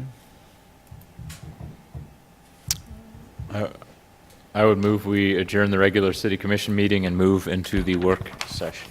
We have a motion from Commissioner Herbert, second from Commissioner Ananda. All in favor? Aye. Okay. So the first is the agenda management software, boards and commission software update. Good evening, Mayor and Commissioners. Bobby Walthall, and I just want to give you a quick overview of the agenda management software that we're going to be using in the coming up future here pretty soon. Over the past several months, a team consisting of Jim Wisdom, Sherry Riedemann, Porter Arneal, Kevin Powell, and myself have been researching different ways to improve the agenda preparation and workflow process. We've received presentations from 3 different vendors. They were Civic Plus, Granicus, and iCompass. We studied their software and what each software could offer us, as well as the cost, and we decided that iCompass would best meet the needs of the city and what we were looking for. With this web-based platform, commissioners and staff will be able to view the agenda on multiple devices, and will have the capability of taking notes directly on your devices, and you'll be able to take advantage of digital voting as well. So just to give you a brief overview, I want to show you the City of Shawnee site. They currently use this. So the way the agendas will look, let me go to one of their council meetings here.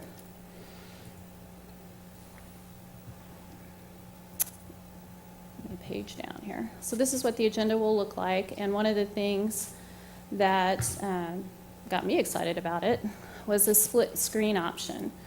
And what this will do is keep the agenda over here on your left at all times, and then when you click on the attachments, it's going to bring it up over here on the right, and you'll always have the agenda up over here on the left.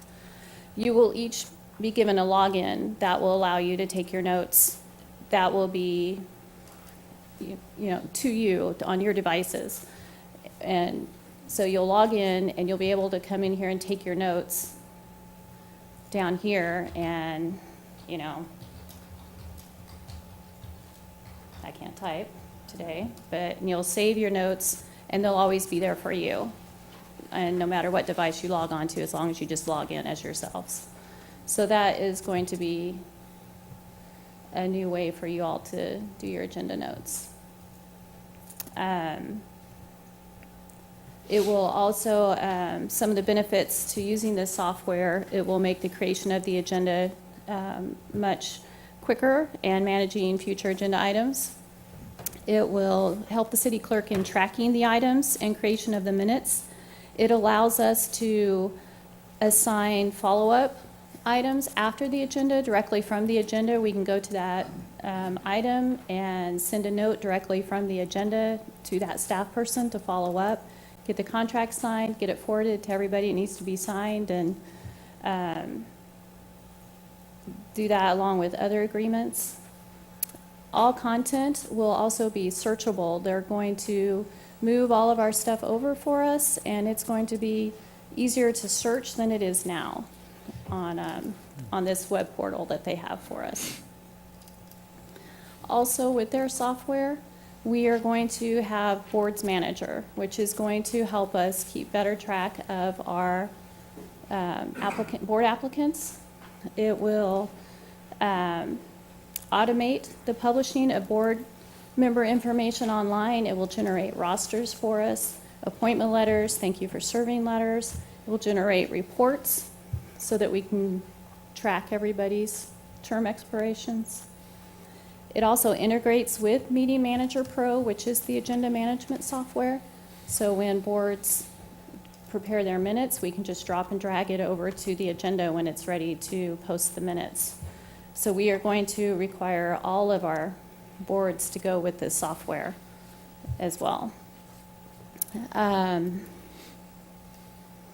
We have a kickoff meeting scheduled for the end of January of our team, to where we will find out exactly kind of how this process is going to get implemented, but we're hoping to have a late spring hard kick out of this, and we'll get everybody trained.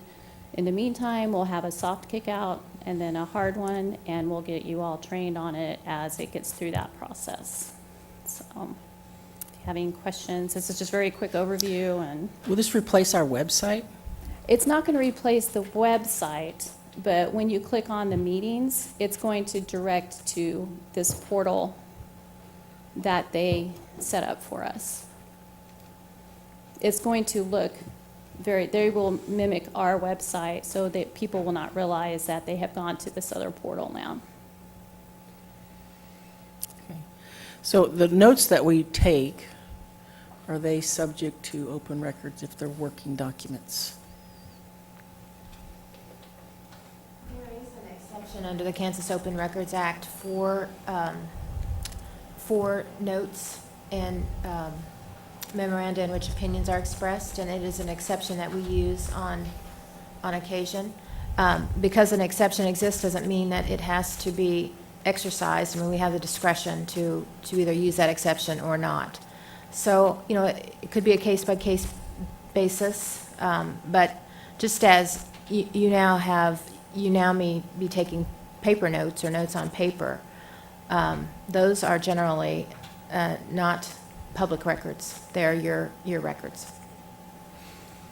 So will anybody else be able to have access to those records, since it's would go, I'm assuming, onto our server?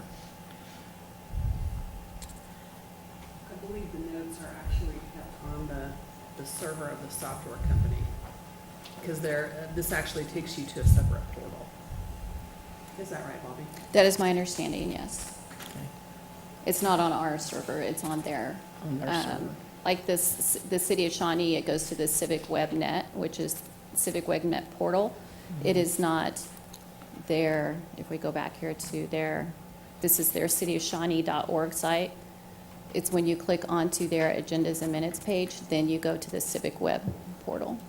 Okay. Thanks. Thank you. Should never assume it's in the cloud, it's private. Thanks. Other questions for Bobby? I'm curious how much time this will save you. I mean, we have our fiscal impact here, what it costs, but did we subtract the time that you don't have to spend on all of the agendas now? We did not. I don't know if we can figure that out. I really don't know if we can figure that out. It will say the boards and commissions software, I think I am the most excited about. Mm-hmm. I think you might see me come back and do a little happy dance when we get that up and running, but I think it's going to save staff a lot of time in a lot of different ways. Are you still the ringleader when someone sends in correspondence to attach to the agenda item? Mm-hmm. They still send it to you? Right now, yes. We're looking at getting a more general email address for people to send that to rather than me, so that when I am not here, mm-hmm. that no one has to monitor my emails like they are now. We're looking at that. This will also make it to where we don't, currently the agenda process has to be done from my computer because that's where the software is. Mm-hmm. With this, anybody can do it anywhere. If I'm on vacation, I could do it from there. Don't do that. I'm not going to. I'm not going to, but it's just something that, you know, I think the city clerk's office is going to now be the backup to do the agenda, and they'll be able to do it from their office. They're not going to have to physically come up to my desk to do it. Awesome. Which will make it nice. And you won't have to do any of the double entry you used to have, you do now, I should say, double, triple entry. Right, with the boards and commissions stuff, I'm not going to have to do that. It will be one click. We'll take care of several things, or 2 or 3 clicks, but right. So this is going to add significant capabilities to what we're doing, right? Yes. Are we losing anything that we're doing now that we wouldn't be able to do with this software? I don't think so. Okay. We still need to kind of get our hands in and see. I think it's going to give us a lot more capability than what we have now. We might be doing things a little differently than what we're doing, but we're still going to be able to do everything plus a lot more. I saw that you were able to get on Shawnee's site and enter into notes. Does that require a login or anything? You know, what I just did is not what you will be able to do. I didn't log in. I think when you have a login from our portal, what you will be able to do is going to be so much more than what I just did. You're going to be able to circle things. You're going to be able to take a lot more in-depth notes and highlight things, bookmark things, and do a lot more than what I just did. So we'll get you all trained up on that as we learn that. Okay. And as we get to that point. Yeah, because if, you're looking at it on one computer and then you bring the iPad or whatever here. Right. Would that transfer or? And it those will. are good I mean, questions, I when you guess, have your for- login, you can have your iPad at home and use that and then come in and log on to the thin clients here and have those notes. The Interesting. same ones that you use there. Other questions for Bobby? Okay, thank you very much. You're welcome. Any other comments on this topic? I think it'll be great.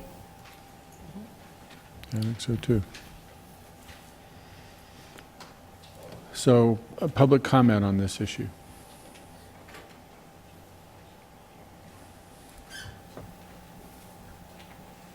Hello, everyone. This is Courtney Shipley. A couple things I'm interested in. I'll ask the first one that's more pertinent to what we're talking about. In the past, the question has been asked when correspondence comes in on a particular subject, maybe 2 weeks before you guys talk about it, and it may or may not get flagged 2 or 3 weeks later, or some correspondence comes in a month before and it doesn't get put into that. Will this help them do that kind of, do you know what I'm talking about? I'm sorry. I know in the past it's been impossible.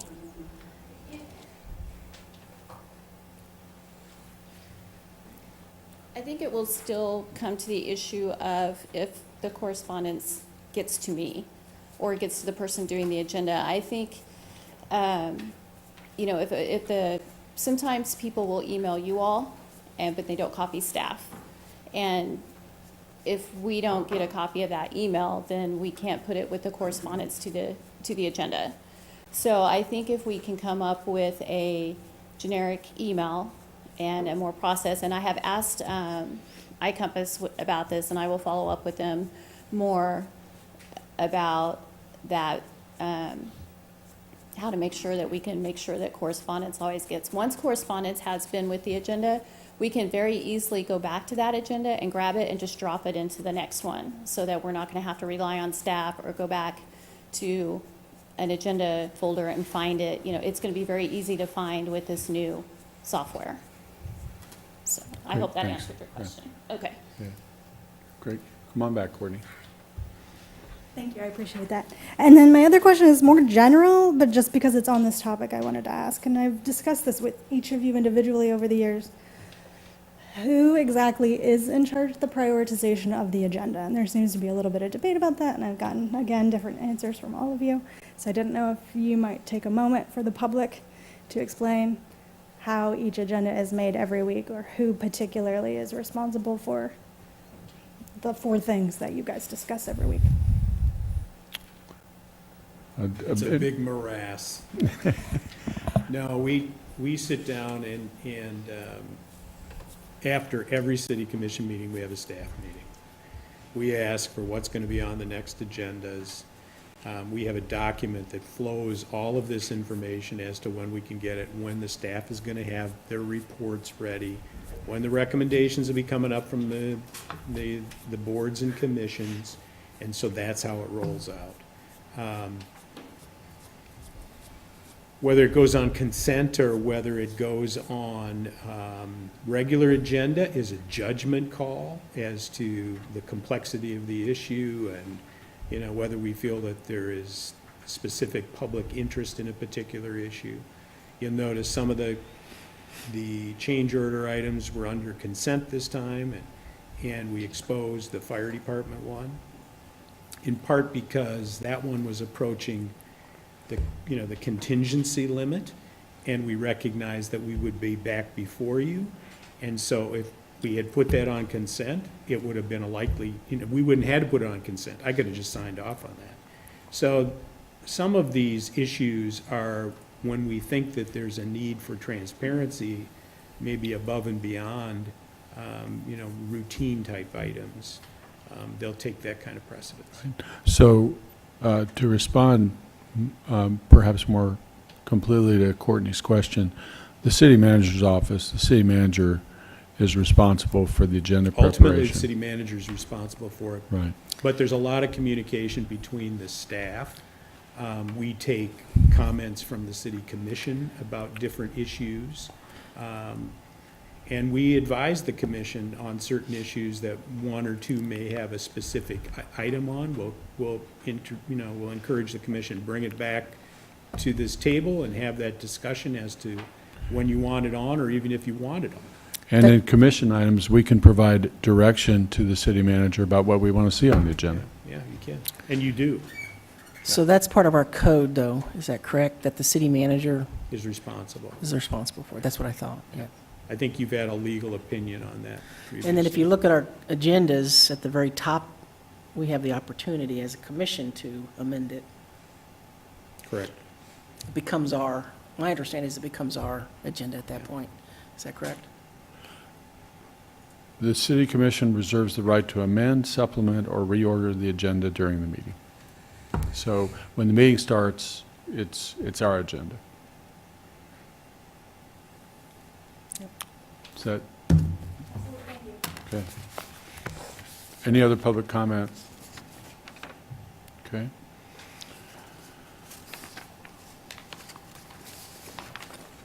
The next item is discussion of the future use of the Santa Fe station. Good evening, Mayor and Commissioners. Diane Stoddard, Assistant City Manager.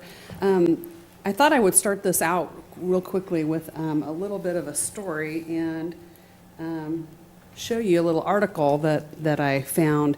So you may recall that in October, I attended a meeting of the Northern Fire Alliance, and they were discussing the Southwest Chief. And at that meeting, they happened to have this particular publication on the tables. So this is Steel Wheels, and it happens to be a publication of the Rail Passenger Association of California and Nevada.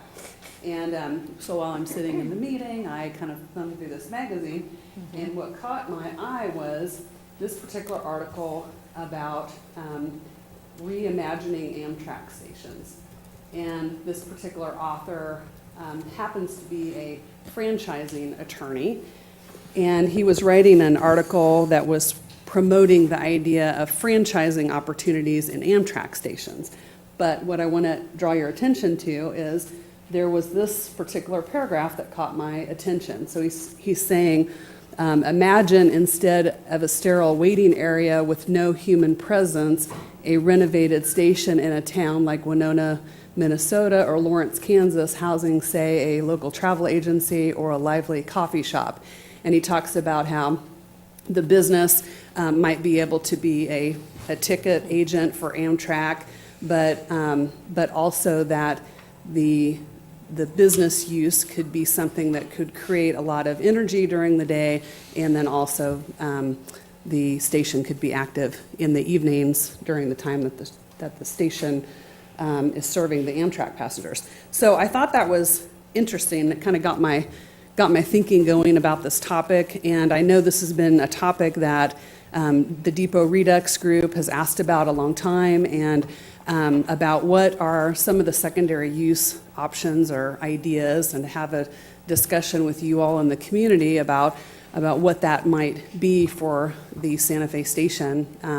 I had kind of put that conversation on the back burner for a number of years because we were so busy with trying to get the station project all put together. As you know, that had taken a number of years to do. But I think now is the time to do that. And of course, the most prominent primary use is going to be the continued use as an Amtrak station. And we hope that the Southwest Chief, it appears, at least for a time, it is going to be a viable route.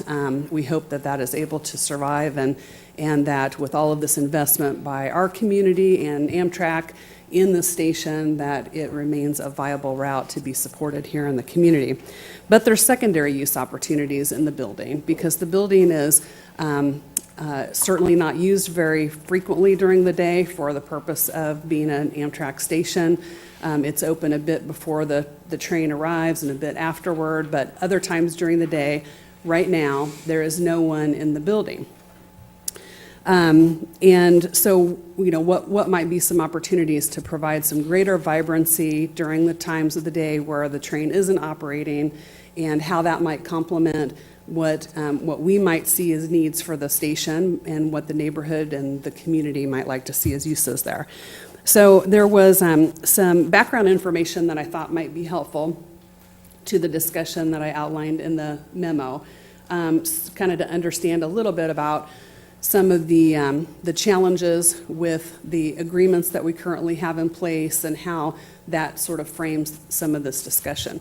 So there is an area in the building that is the former BNSF area. This area, unfortunately, was not eligible to be included in the grant because at the time when the grant was approved and the plans were all approved, BNSF was occupying that area, and there was a requirement that no federal grant funds could be spent in an area that was occupied by a private entity.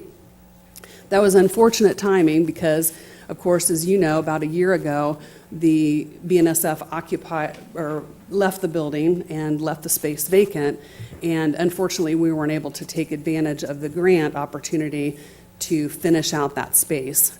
So there's some BNSF area that really remains, although we were able to do the external improvements in this area, the internal improvements, things like replacing some of the tile, paint, you know, some of it being cosmetic, in some of these spaces that weren't able to be accomplished. So that's the freight office, which is located on the far east end of the building, and then the baggage room, which we probably wouldn't do a whole lot to anyway. But the freight office space is quite a large space. You can kind of get an idea as it relates to the waiting room or lobby area. And it does have potential, along with the agent's office and the ticket office, to maybe be something else during the day anyway. But there is, with the transaction that had to occur with BNSF, and as you know, we were under a lot of pressure to get the agreements finalized with the railroad, because the grant was continuing to, our timeline was kind of continuing, and it was a real challenge to put it all together at the end. And unfortunately, one of the requirements that BNSF had for the city when we closed the transaction, we got the building transmitted to us, we executed a land lease with the railroad. BNSF required us to have a lease option in the agreement that requires us to enable them to come back in their former space with 10 days notice to the city. So this is obviously a problem with regard to anything that we might want to do over here. BNSF is aware of this. We've had some preliminary discussions about, hey, now that we've got all these transactions behind us, can we revisit this issue of the 10-day lease? And so their director of real estate understands the issue. You know, he said to me, I get if you want to have a wedding reception, the bride's not going to be really happy if you have to cancel the reception 10 days before. He says, yeah, I understand, and that's something that we can work on. But in the scheme of all the things happening with the railroad, this isn't the highest priority for them to get a new agreement with us.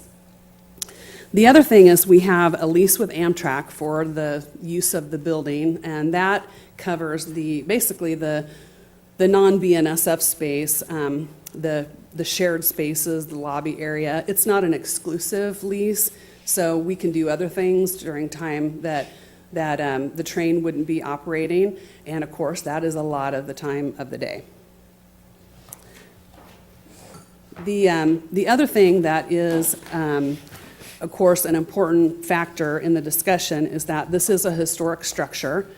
So the historic elements of the building, where the layout of all of the offices are and all of that are things that cannot be changed because it's a historic structure. So that is an important factor from a historic standpoint, but also a challenging factor, if you're wanting to accommodate a certain use in there.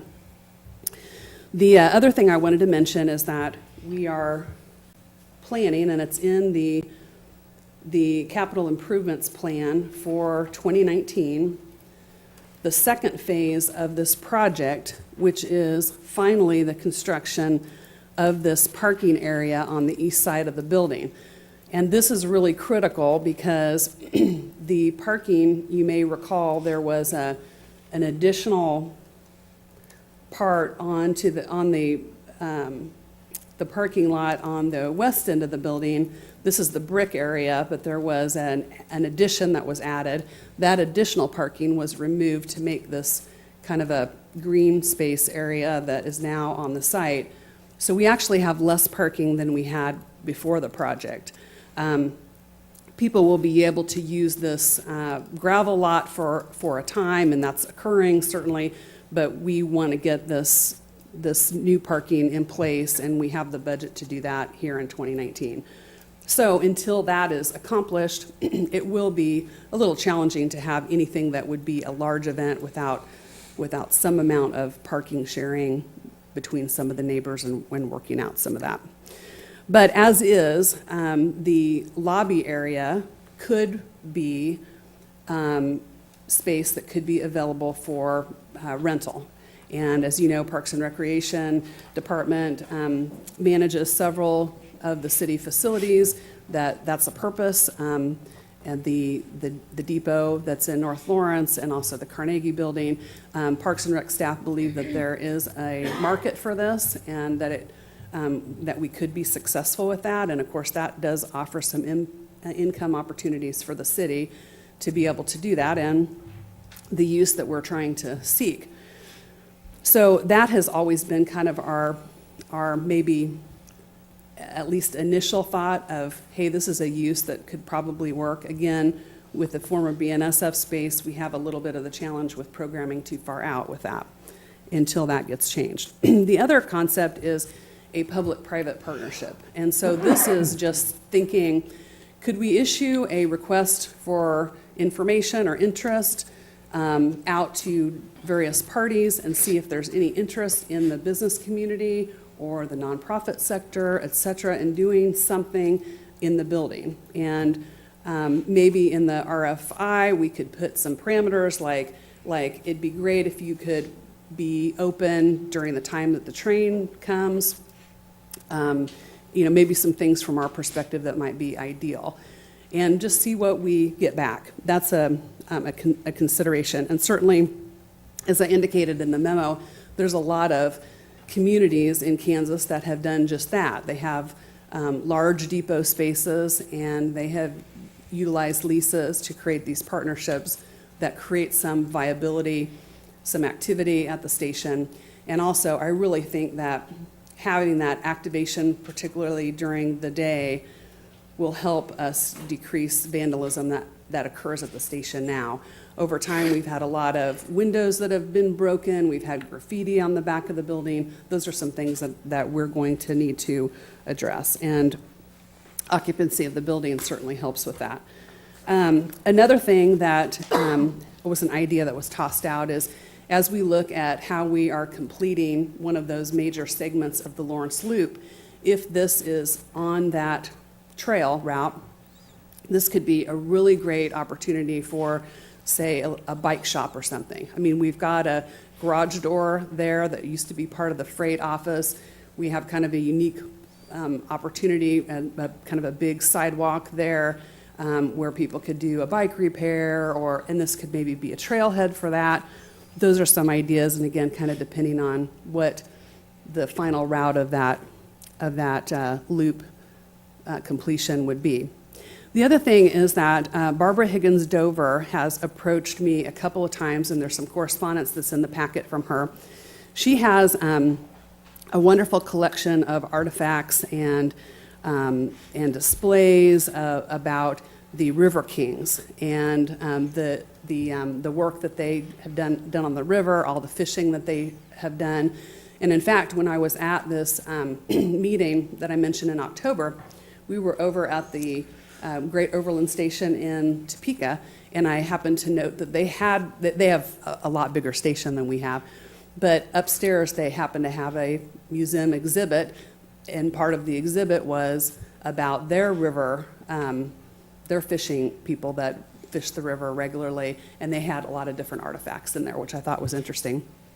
So that is something that, and we also received some correspondence from the East Lawrence Neighborhood Association that liked that concept. My thought is maybe, if we proceed with a request for interest, that we see what kind of opportunities might come our way and see if that would be compatible with this exhibit. I'd want to make sure that if there was an exhibit in there, that we could ensure that it would be secure, because we would need to be able to do that. So I guess in conclusion, from our staff perspective, we really are interested in the discussion that you all will have, the input from the community here this evening. Again, we think that at least in the short term, that the rental opportunities would be very viable, again, particularly with regard to the lobby space, and we think we can go ahead and do that immediately. But also simultaneously, we would encourage the commission to allow us to put out an RFI, just see what responses that we get, and we could evaluate them and bring them back and see if there's something that really strikes a chord of interest with the commission and with the community on what is proposed. So I think with that, if that route is chosen, we might again wait on the River Kings exhibit just to see whether it would be able to be compatible with whatever's chosen through that process, and depending on what space the use might need. So those are my comments, and I would be happy to answer any questions. Questions for Diane? So we have the potential 10-day turn back business. Is that for just the very eastern rooms there, the freight office and the baggage room? Correct, Commissioner. Right. And again, I've begun some discussions with them on getting that lifted. My intention would be that we could get that entirely lifted, or at least the lead time significantly changed. So they have indicated that they're open to that. Again, the timing of it is kind of in their court as far as how responsive they might be. So we have access to it, though? Yes, we do have access to it now, and it is our space, but again, subject to that 10-day notice. I was just thinking that might be a good place to put any kind of exhibit until we get the 10-day turn back figured out, something that's easier to take down, and we don't have to worry about renting out to a wedding party, and that might be a good temporary spot for that stuff to exist. I think the issue would be, absent anything else going on in the building, who would be there, to see it. If though we were renting out the lobby space, that there would at least be some people that would be in there for that kind of function. And the space that's on the east side, it will be usable. It's just not particularly pretty. And as I outlined, the improvements in that interior are going to be a little bit expensive because we're dealing with some asbestos in that area that we'll need to have removed. So in order to look into the possible private partnerships or any kind of business going into any of those spaces, we would have to have that conversation with the railroad prior to get that 10-day removed. Yes, and again, it only just relates to if there's interest in the baggage area or the freight office. For example, the ticket office is not subject to that Okay. lease back with BNSF. And then, of course, the lobby area needs to really remain a lobby space because of our agreement with Amtrak, but could be a seating area for a coffee shop, for example, during the day. Okay. So Parks and Rec would take it over before we did the RFI? I think that they could go ahead and pursue some lease opportunities, and they get regular inquiries about meeting space. And I could see that the lobby area would be of interest. Then I think that we should go ahead and pursue that, and then at least we have some amount of activity going on while we pursue these other items that I outlined. Would they always have someone there, or like No. checking the space out, or? Well, I mean, they'll be regularly managing the building, and as they do the depot, for example, when there's even not any activity there. But when there is an event there, we would have somebody on site, which is how we manage the other buildings. Yeah, the Murphy Brommelset house, of course, we kind of check that out all the time, sort of. At least that was when I was living in the neighborhood. So I don't want it to become some kind of odd arrangement to open up the building. Like Murphy Brommelset is kind of odd, or at least it was a few years ago when we want to use it. The Parks and Rec, on the loop, the mileage markers, the 0 point is the Santa Fe Depot. So it goes, that many goes this way. So this is considered to be the potential trailhead for the They've already loop. got it figured out. Yeah. That's what it sounds like. Well, it would be nice because it would have restrooms, Right. parking. Yeah. So it might fit really well with that kind of a concept. But that one doesn't seem to be like mutually exclusive to any of the others, correct? I mean, it could potentially be a trailhead for, Yeah. while still functioning as. Right. Whatever exactly, else, yeah. Exactly. It Dual- might just, dual use, if it were a triple use. trailhead, it might just open itself up for some other unique opportunities Right. that otherwise wouldn't. But for example, you could have a little bike area in the old BNSF space. You could have a coffee shop in the ticket office. I know Van Gogh had ideas about using the space before, but I guess if we posted an RFI, they would be free to propose something. Yes, I have not reached out to them specifically on this, but you're right. A number of years ago, they had some interest. There were some parameters about the historic structure that they didn't quite understand at the time, but that would have to just be a parameter. But that could work out really nicely with them being right across the street. Not if they're always having to unlock it for people. I guess that's what my main concern is that if Parks and Rec is using it, that they're actually managing it in some fashion, and it's just not basically locked all day, and, like the public's actually using it. I guess that's what I want to see, is real use of it. I think that probably lends itself better than to the public-private opportunity, something that is going on in there every day. They do a great job of managing the depot. We're losing the daily function over there with the visitor center moving. Right. But, they're around regularly, but if the expectation is that the building's going to be open, yes, unless we have some kind of regular activity, we just don't have the staff to be able to Yeah. open it and then keep it. If we open it, we want somebody to be there. Right. I guess I fear Van Gogh becoming some kind of de facto caretaker of that building, which kind of infringes on what they're trying to do. Oh, across the right, street. right. We certainly wouldn't have any Yeah. expectation of that. No, just things happen sometimes, and they just become that. Diane, can you remind me where we are with the land at this site? There, We do have a very long-term land lease with the BNSF at no cost for this entire site. there was conversation about us acquiring ownership of that. Has that gone away now? I could revisit that with them. I have not really had much of a discussion with them about actually owning the land. They, I think the railroad likes to operate with these kind of leases and cover all their bases, that cover every eventuality in their favor if they can.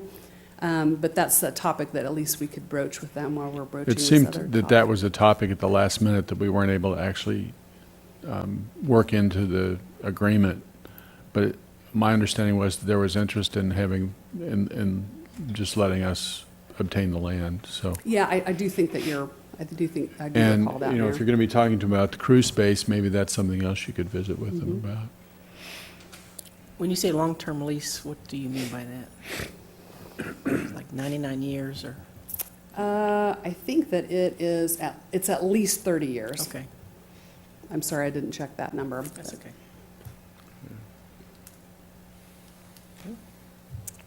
Sounds good. I mean, it sounds interesting. I guess I'm very much interested in you having those conversations. I think crew space is more kind of urgent at this point, but I'm still interested in that land acquisition.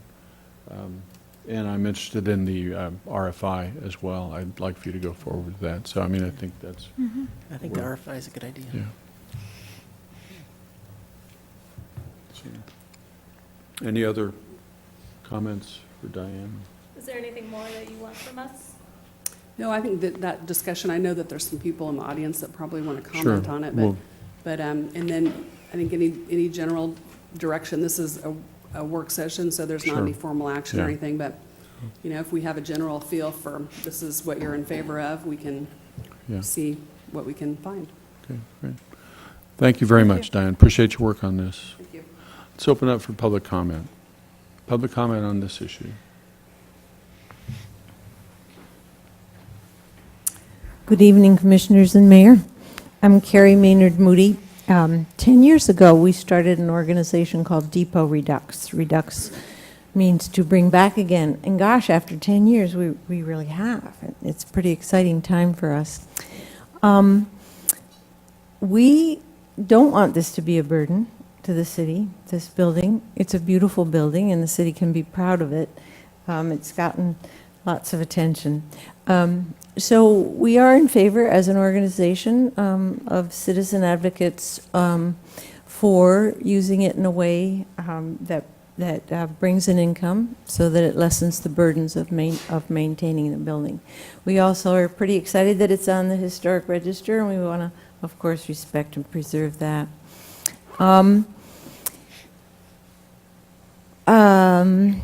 As far as, I'm a little confused, and maybe, Diane, you could help me with that, how leaving the bathrooms open for the loop, for the Lawrence Loop, would protect the station if no one is there. I don't think that was covered, but I might be missing something. We would support having the station open for people using the loop, as long as the station were protected from that use. So that's a concern we have. I would just like to offer myself as a resource. I've been actually a station caretaker on Sunday mornings for a good number of years, so I really know about that train and the passengers and the waiting parties. So this station is not just for passengers. Sometimes whole parties of people come to send or to receive a passenger leaving Lawrence or coming home. I can tell you a lot about the limitations and about the demand of the station when the train comes in. It's really brief, but it's about the 2 hours of every single day when there can be a lot or very little demand on the station. So any use has to be compatible with that. And of course, during holidays, when the station is, when the students leave, there's a lot of demand on that station for those few weeks when the college empties or reconvenes. So I just want to offer continuing support. We've gone 10 years. We can go a few more, God willing. So thank you for all your patience and And the consistency of Diane has just been so paramount to the success of this project. Had we had a turnover in assistant city managers, it would have been difficult. Thank you very much, She's been Gary. a trooper.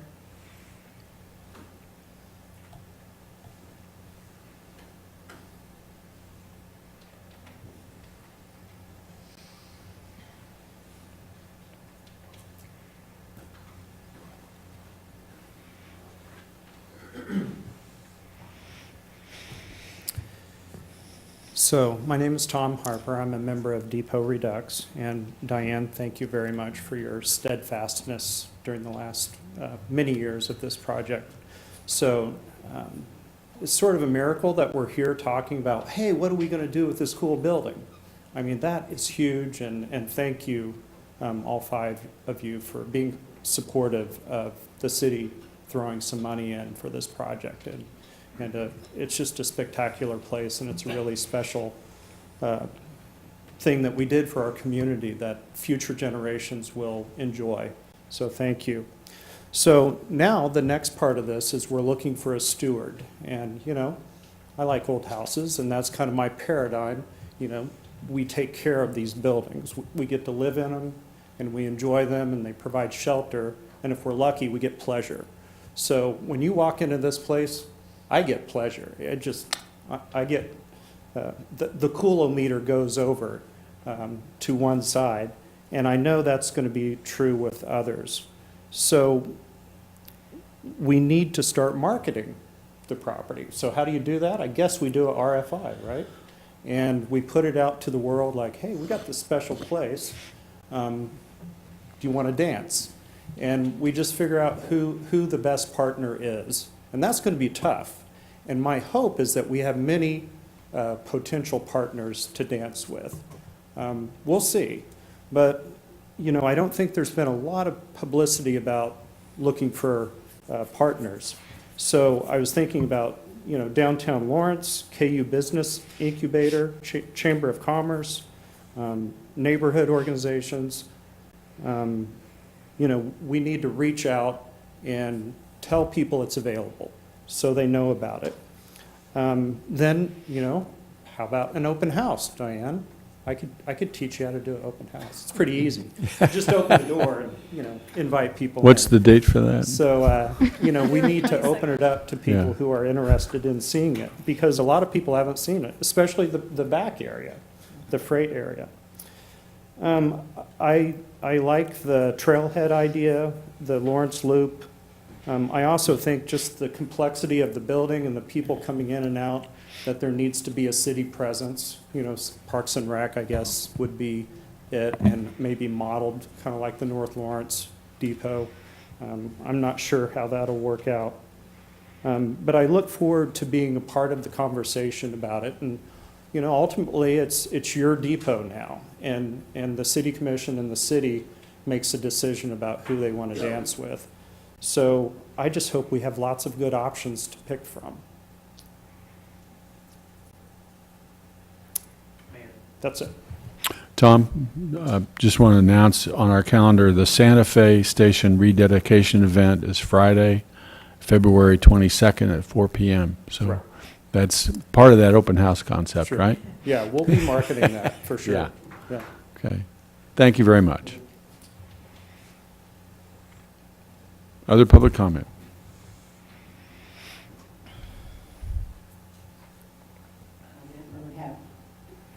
I didn't really have anything planned to say. I am Barbara Higgins Dover with the River Kings. I just wanted to mention a few things, my own personal feelings. River Kings began many years ago as a small exhibition room in the Watkins Museum of Massachusetts Street, and thank you to all of the people that made that happen. And since then, after leaving there, I took it in my trunk of my car. It was such a passion to teach the city of Lawrence about, and the people of Lawrence, Kansas, about this history that seems to have been lost. I took everything that I had from that short-term exhibit on the road, and it had artifacts and pictures and text panels in the trunk of my car. And I went from town to town along the river in the state of Kansas. And I'm still doing that today. On January 22nd, I'll be lecturing and showing the film that we produced in 2017 called When Kings Reigned.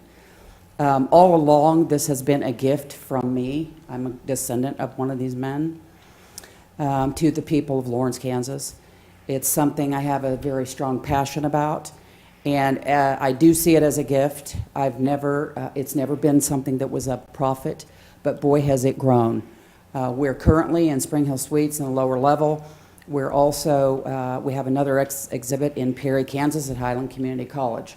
Now, for a while, we were at Abe and Jake's Landing, but because of some of the expansion projects they're doing, we had to move out of the way and are looking for a greater degree of permanency that is in very close proximity to the river. And the reason that Eudora Historical Society is so interested is because the history deeply connects to who they are in the River Bottoms district, but it also connects to some of the history of the railroad as well. So I hope you get a chance to read up a little bit more about who the River Kings were and how important that the history of who they were still is today. And I just wondered if you had any questions for me. I bet you already have seen some of the information about it. We require very little space, by the way. I'm used to accommodating myself and the exhibit in very eclectic types of surroundings. At this time, I am the founder and executive director of Kansas River Kings. We are a little bit fluid currently, but at some point in time in the very near future, with the coaxing from Douglas County's offices, historical societies, and those who work like Jan Schubert Eric, pushing me to form as a board of directors and become a nonprofit. At some point in the very near future, that's going to happen. But right now, I'm the one that's kind of running the show. So, any questions for me? Questions? Thank you for keeping the history alive. I'm working I really hard at it. appreciate it. Thank you. Thank you.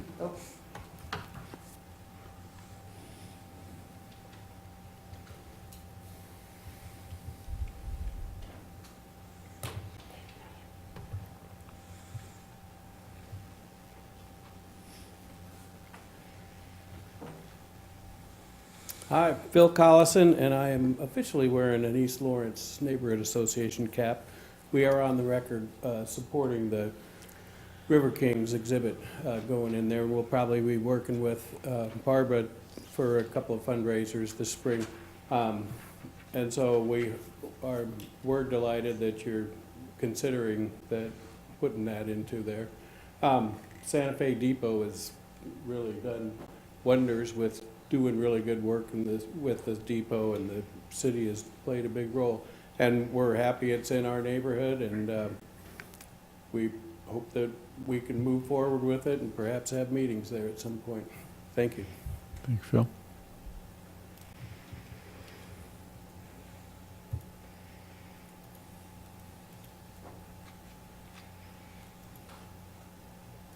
Other public comment? Well, thank you all very much, Diane. Thank you for your work on this. Really appreciate it. Unless there's further comment from the commission, I think we're done.